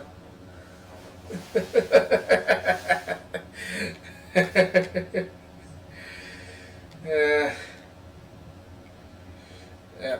Well, that wasn't laughing at you, Otter. That was more, or chuckling at the whole Otter thing. Yeah.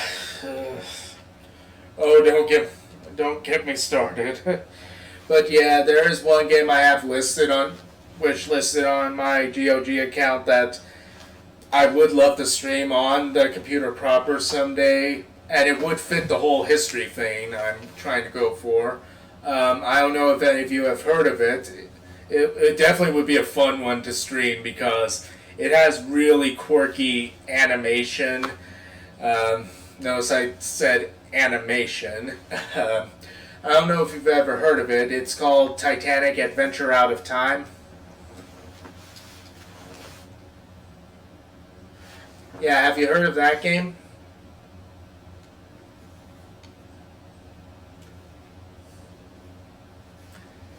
Yes, there is an actual Titanic adventure game from the mid to late 90s.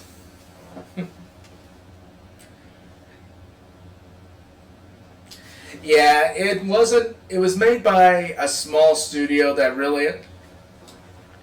Yeah. Oh, it is actually fun. It's actually not a bad game. It's just the animation takes a little time to get used to because it's a little awkward. It's a company that made only a handful of games, but because that game was really popular at the time and is still highly praised today, it eventually got its rights picked up by other people, and it got supported for modern computers through stuff like GOG and all that. And it's also, for the time that it was made, again, mid to late 90s, it clearly did its research about the Titanic. It's one of the more accurate depictions of the ship at the time, so much so that for a few years documentaries would actually use footage from the game in terms of showing what the ship looked like. Of course, it's not a completely accurate depiction of the ship because there were certain things about the ship that weren't known at the time, both from the full wreck hadn't been fully explored yet, and also other documents about its building hadn't been discovered yet. But no joke, it's a game where you play this guy initially in the 40s during World War II, where he was a British agent and 30 years before, and he lost his job and basically had his life ruined because he lost his job as a British agent, because he was assigned a very important mission on board the Titanic, and he blew it off. And basically because he blew it off, that mission ended up having major ramifications in terms of world events, and so his life ended up being ruined. And now here's where it gets a little squirrely, admittedly, but still fun. During an air raid on London, his apartment is bombed, and it's very Twilight Zone-y. The force of the explosion sends him back in time to relive the night of April 14th, 1912, which was the night he was supposed to carry out his really important mission as an agent on board the Titanic. And it's a very interesting story in how it plays out. It's very much an espionage thriller sort of thing on board the Titanic, with the backdrop of, well, April 14th is the night that the Titanic hit the iceberg and then later sank. So that's a big part of it too. But I don't want to go too much farther into it because, again, I do hope to someday maybe have that game to stream. So I'll just leave it at that. And before you ask, no, this game was actually not made to cash in on the movie. It actually came out a year before the movie did. So yeah, that's that. Titanic Adventure Out of Time, it's what it's called. And, well, one last thing about it. The animation I talked about, that's a little hard to get used to at first. What they did, instead of dated mid-90s CG animated sprites or full-on FMV, they did this weird sort of style of animation where they would take actors and have them do various different poses and also take photos of like their lips in certain positions, and they would combine it so that the way they talked was basically like, "Good evening. I see you are on board tonight." It's a little weird, but it's surprisingly easy to get used to after a while. Okay, I got off on a tangent here. Back to World War II, damn it.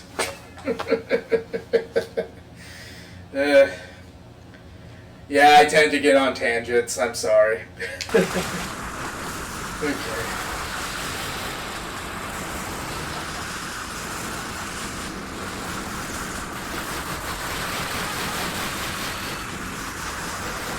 Oh, no, you don't. Damn it. Stop shooting me.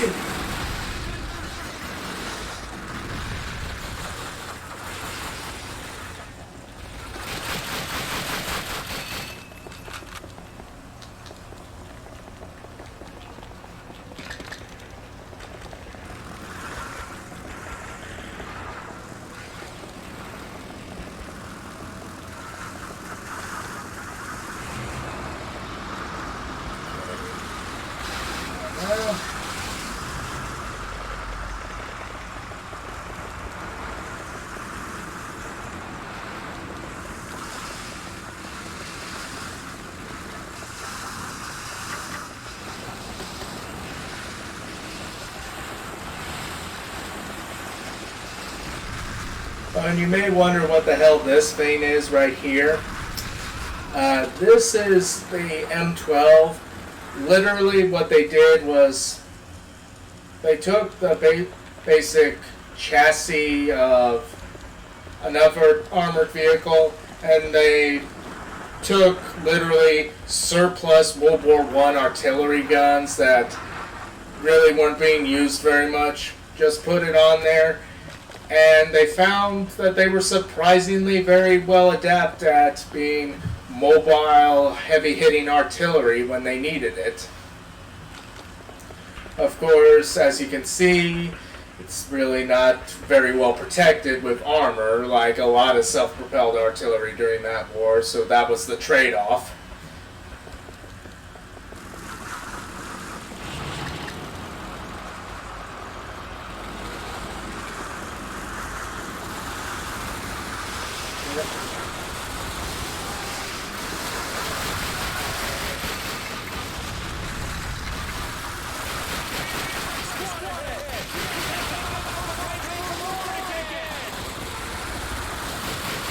Well, and these Panzer Shreks they're talking about, they basically were the result of the Germans capturing American bazookas in North Africa and taking them back to Germany, and they reverse engineered them to see how they functioned. And they basically were like, this is a good design, fine, but it's rather puny with the 60mm rocket. What if we took an 88mm rocket and had our rocket shoot that? And that became the Panzer Shrek. Oh great, I just got knocked silly.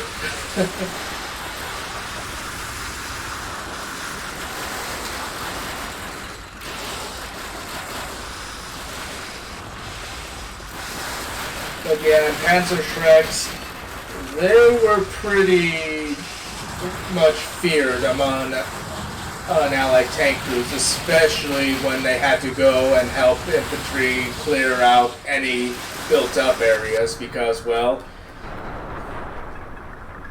a lot of places you could hide someone with an anti-tank rocket.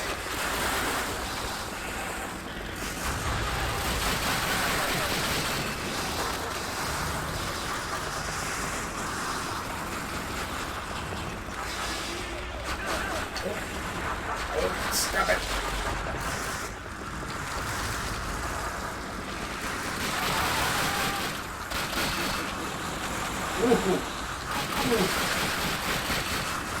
Okay. That kind of surprised me there. You would think that getting hit on the head with an anti-tank rocket would kill me, but I guess not.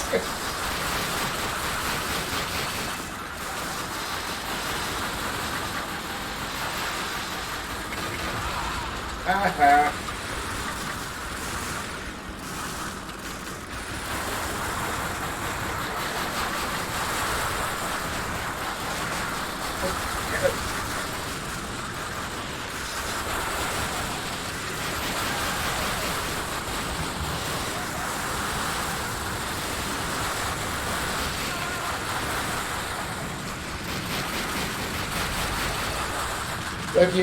But yeah, One Pro, that's the thing again with the whole playing games on the gaming PC. Given the details on the box and all that, I know it's not something I want to risk trying to play something super modern on. And by super modern, basically means something from like the past 5 years at least. Because, well, the way the box specs describe the computer, it sounds like it either wouldn't run at all, or it would run with really, really bad resolution.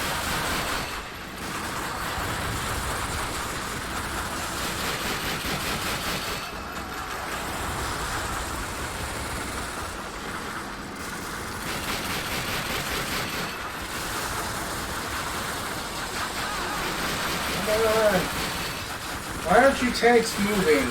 There's clearly a machine gun that's trying to take us out. Go and blow it away.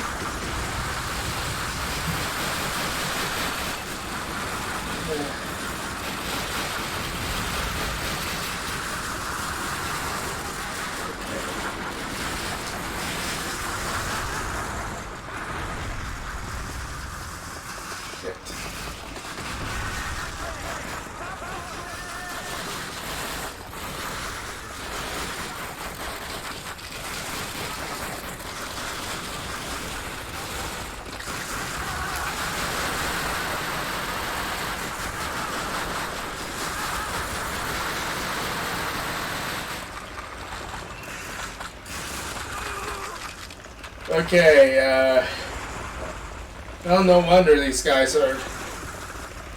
Oh. Okay, Stitch. Hope you have a good night.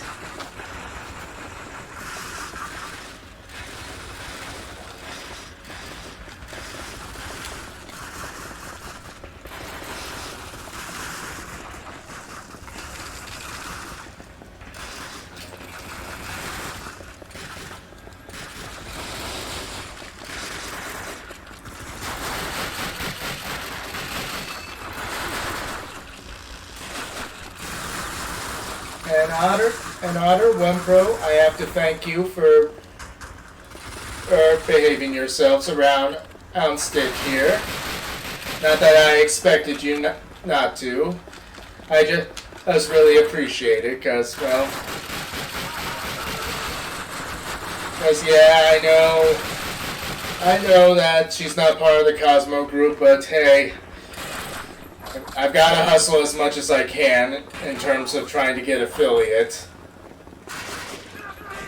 You guys will always be at the top for me, but I do need to branch out.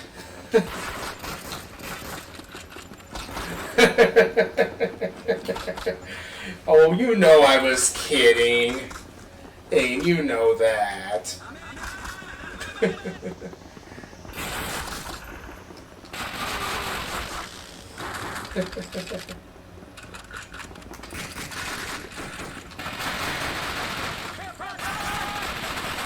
Although seeing these guys are decked out in camouflage, now I'm starting to see why we're having such a hard time with them. I think these might be SS troops, which would be true to life. I mean, there were SS units that defended Aachen. And of course, the SS were among the most fanatical units of the German army.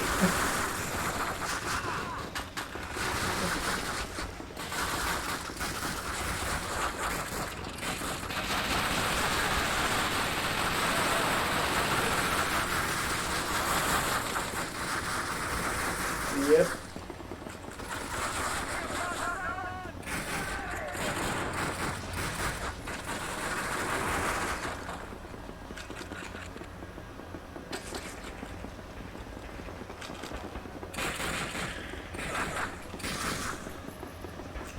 That is one. Now, I will say that is one thing about these first couple of console COD games that I have that I do find annoying. The whole health thing. Because at certain levels become really tedious in terms of not having a lot of health packs available and how easily you can get shot up. Like right here. Oh, thank God. At least I'm at a checkpoint.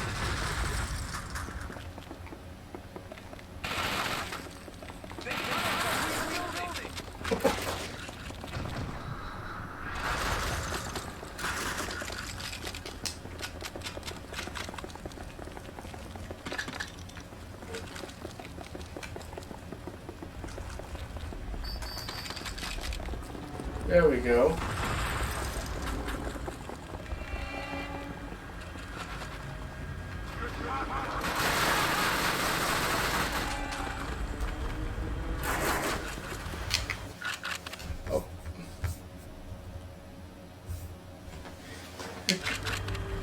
Oh. Oh, don't be that way, One Pro. You know I was kidding. Unless you're talking about us going into the tunnels here. Yeah.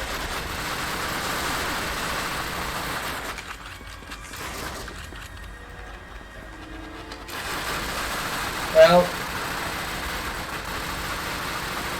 I mean, yeah, there are games I do have that I do have. That was redundant, wasn't it? Okay, what I meant to say was there are games I do have that I do plan to do streams of in the near future.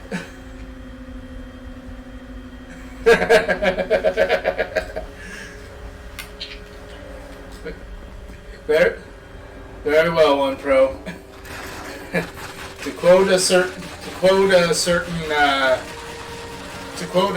duck, okay, have it your way. Okay, need to not be so hoarse in the voice there. Okay, have it your way.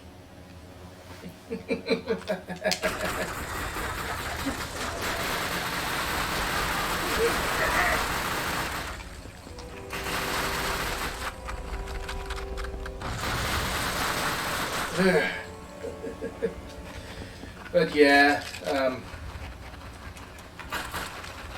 like for instance, I don't know if any of you guys have ever played it, but I do have a physical copy of the Telltale Back to the Future game, and you bet your ass I plan on streaming that in my dog cosplay at some point.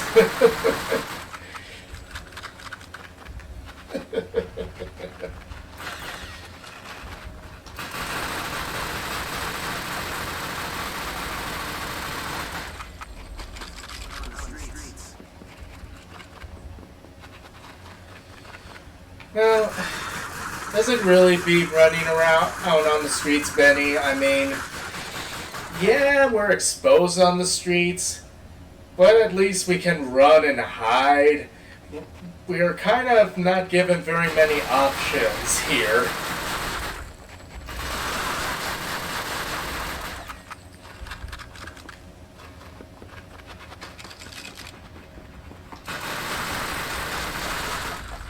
Okay, well that was your own fault for thinking you could just charge at me.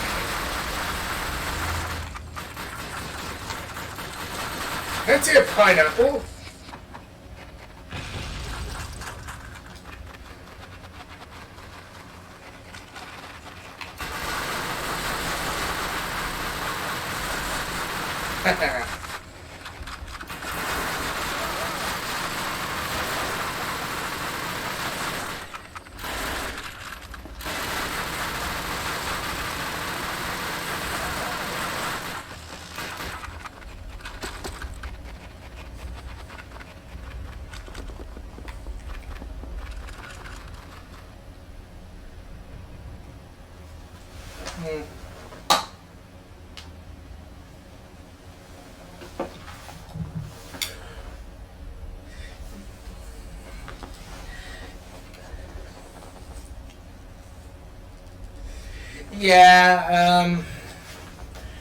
Yeah, that's the problem. I tried to run this the way I did at the Mafia game streams from a couple weeks ago.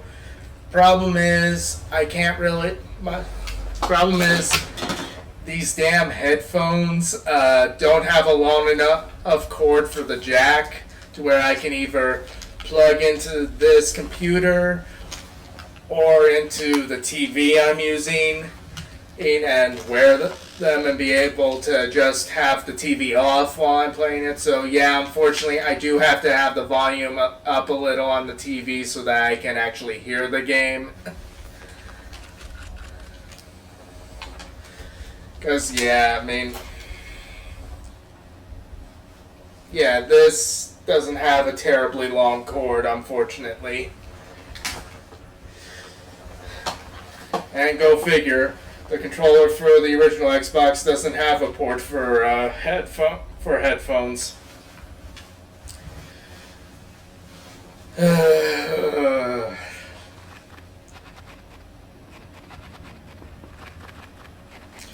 Guess that's something I'll need to. Guess that's something I'll need to have in the books at some point.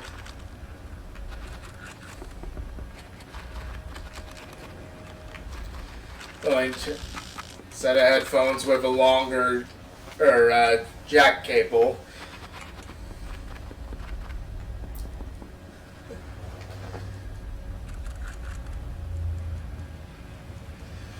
Okay.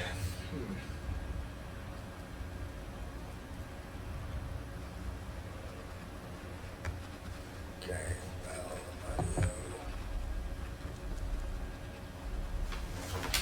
Okay, filters you say, huh?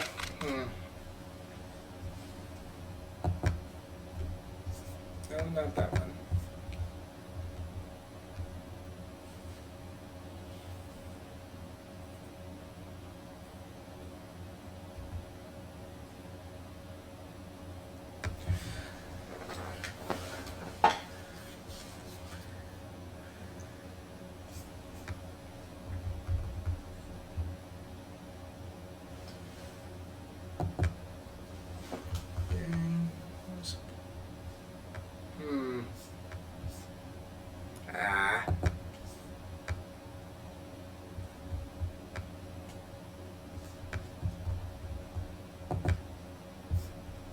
Nope, that won't do.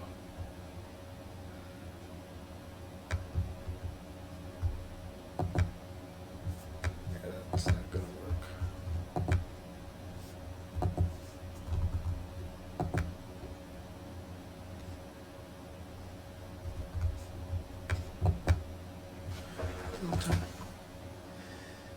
Okay.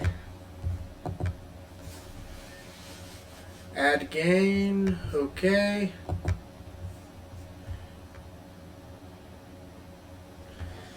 Okay, so gain. Okay, I have gain on here. Here, try. Would I want to have gain lower or higher?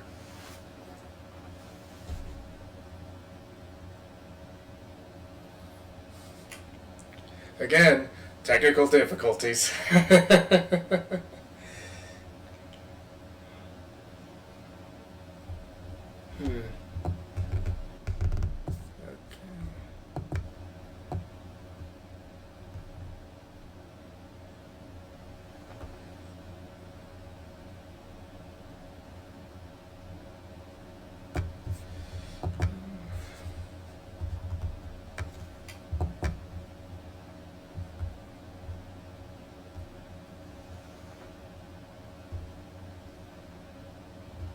Okay.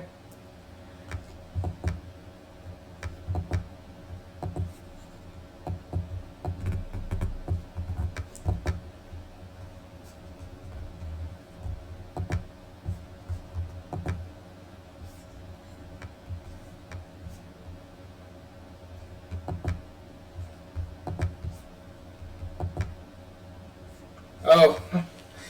Okay. I see. Da-da-da.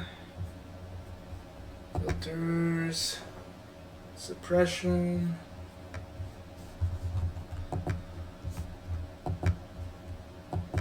Suppression.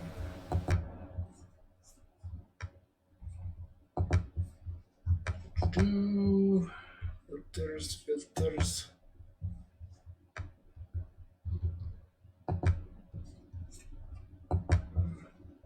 Come on.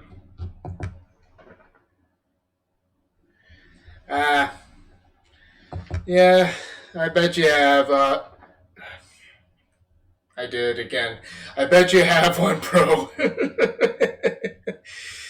Yeah.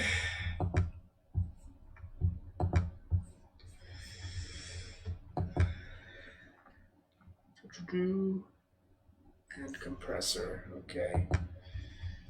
Compressor. Okay. Alright, I've added all those. Now let's see if... I assume you meant for the input function and not output. Just wanted to double check on that.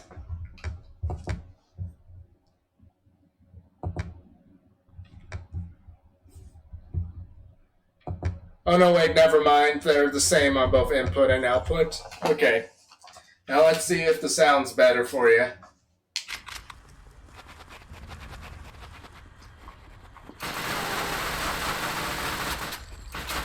Oh, damn it.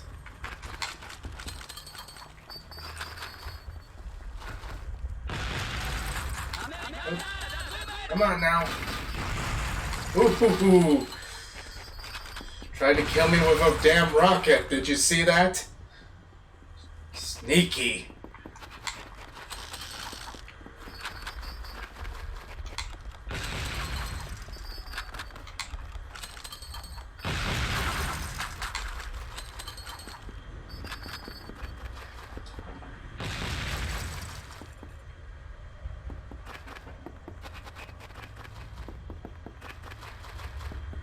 Because, yeah, you saw the smoke trail there. That meant that they fired a fucking rocket at me.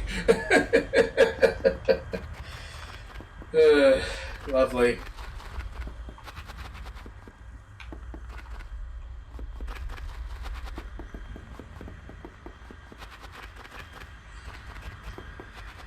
So, yeah.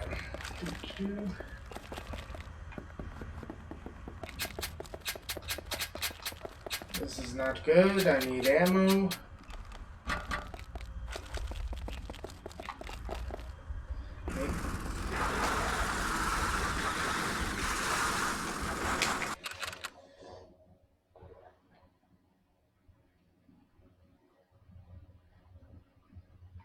Yeah, okay. Well, again, I'm sorry, One Pro. Oh. Now I know I just need to get some headphones with a longer cable. That should help.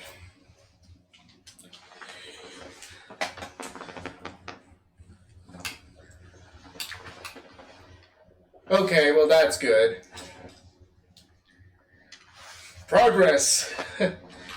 They're making some progress on the streaming tonight. Maybe not in the game, but in the actual setting up the stream.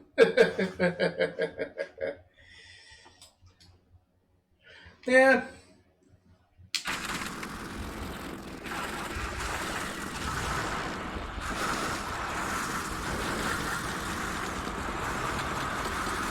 Okay. All right, there we go.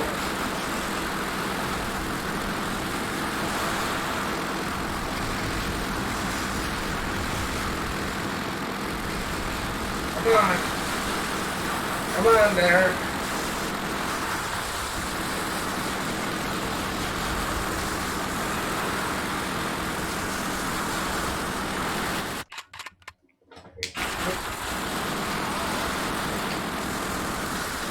Yeah, well, at least some progress is better than none.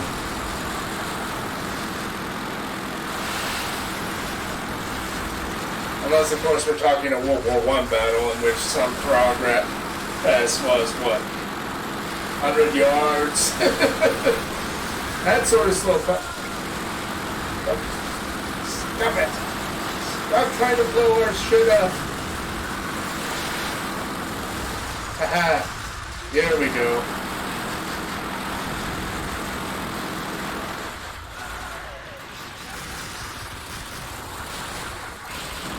Okay, here we go. Oh, watch this. Haha.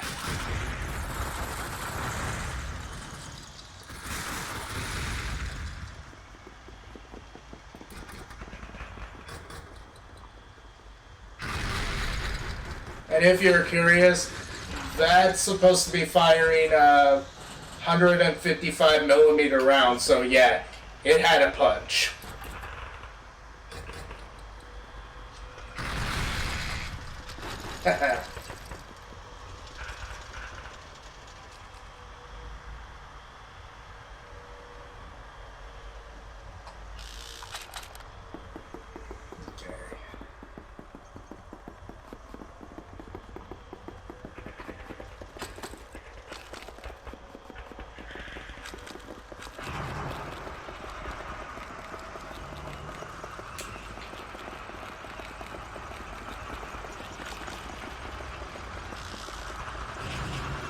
Oh, you.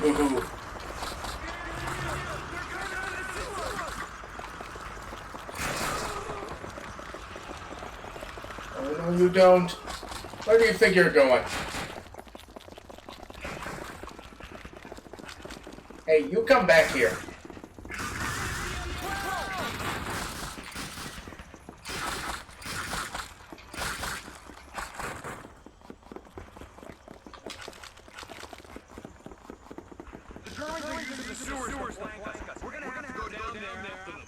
Oh god, not another sewer.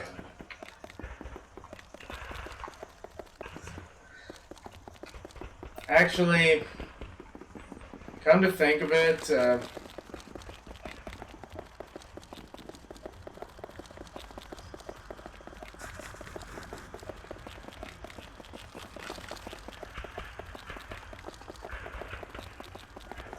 just was looking at the time and in terms of how long the stream's been going, and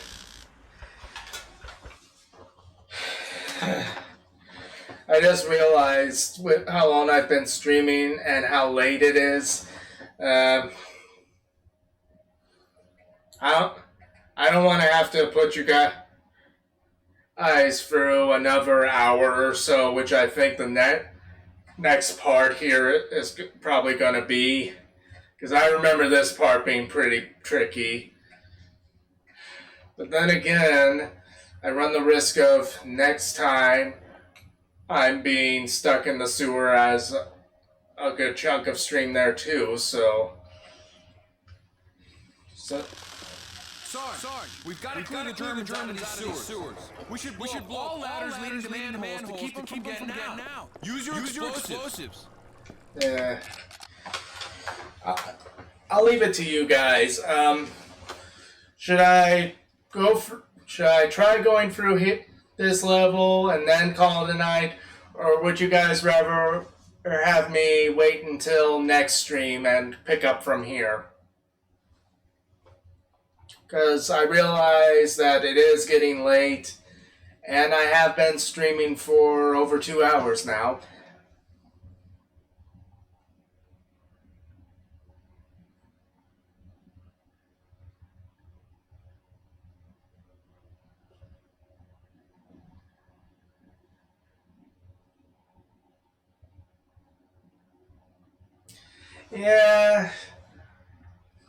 Yeah, I'm thinking that might be a good idea, Otter. Like I said, I was hoping on getting some of my raw footage filmed for my Jungle Cruise review tonight after stream. And while that wouldn't take me more than... Yeah,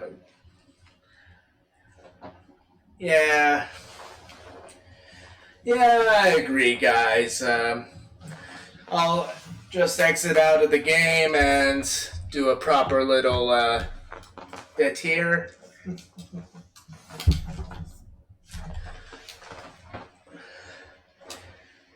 So... Oh, no, wait. Don't want to blind people with the boldness. Here, I'll switch over to here. Since I'm getting ready to do some filming, I hope you all had a nice night, and I can't wait to see you guys next time. Well, for you guys, next time will probably be tomorrow night on Cosmos stream. And yes, I have watched that one part of her con stream. Honestly, she actually was pretty lucky, because that photo op that I... Oh, thank you, Otter. Because that photo op that I showed the photos from the last con I went to, that one, I believe I paid $30 for, not $15. Plus, they were a little leery of me touching stuff when I was in the car because, well, I had all the makeup and the painted hair on, so they, of course, were worried about me getting like makeup stains over everything, which, fair enough. I mean, I didn't even know that car was going to be there when I was at that con as the Joker. That was a pleasant surprise for me. Well, and it was extra fun seeing the other cars from that stream because, well, it just so happens Herbie and those Jurassic Park vehicles are other dream cars of mine. What can I say? But yeah, I hope you all have a nice night. I can't wait to chat it up with you guys tomorrow night and hear from you guys again on Tuesday, because now I can officially begin in my schedule proper. I was going to last Sunday, but then the damn diaphragm got in the way. Hopefully it's better sailing from here on out. Especially with One Pro helping out here with the audio and visual stuff, because, well, I am very new to this. So, I hope you all enjoy your evening. I've said that so many times already. Come on, Cody, let them go to sleep. Okay. Yep, indeed. Well, I will see you next time. Bye.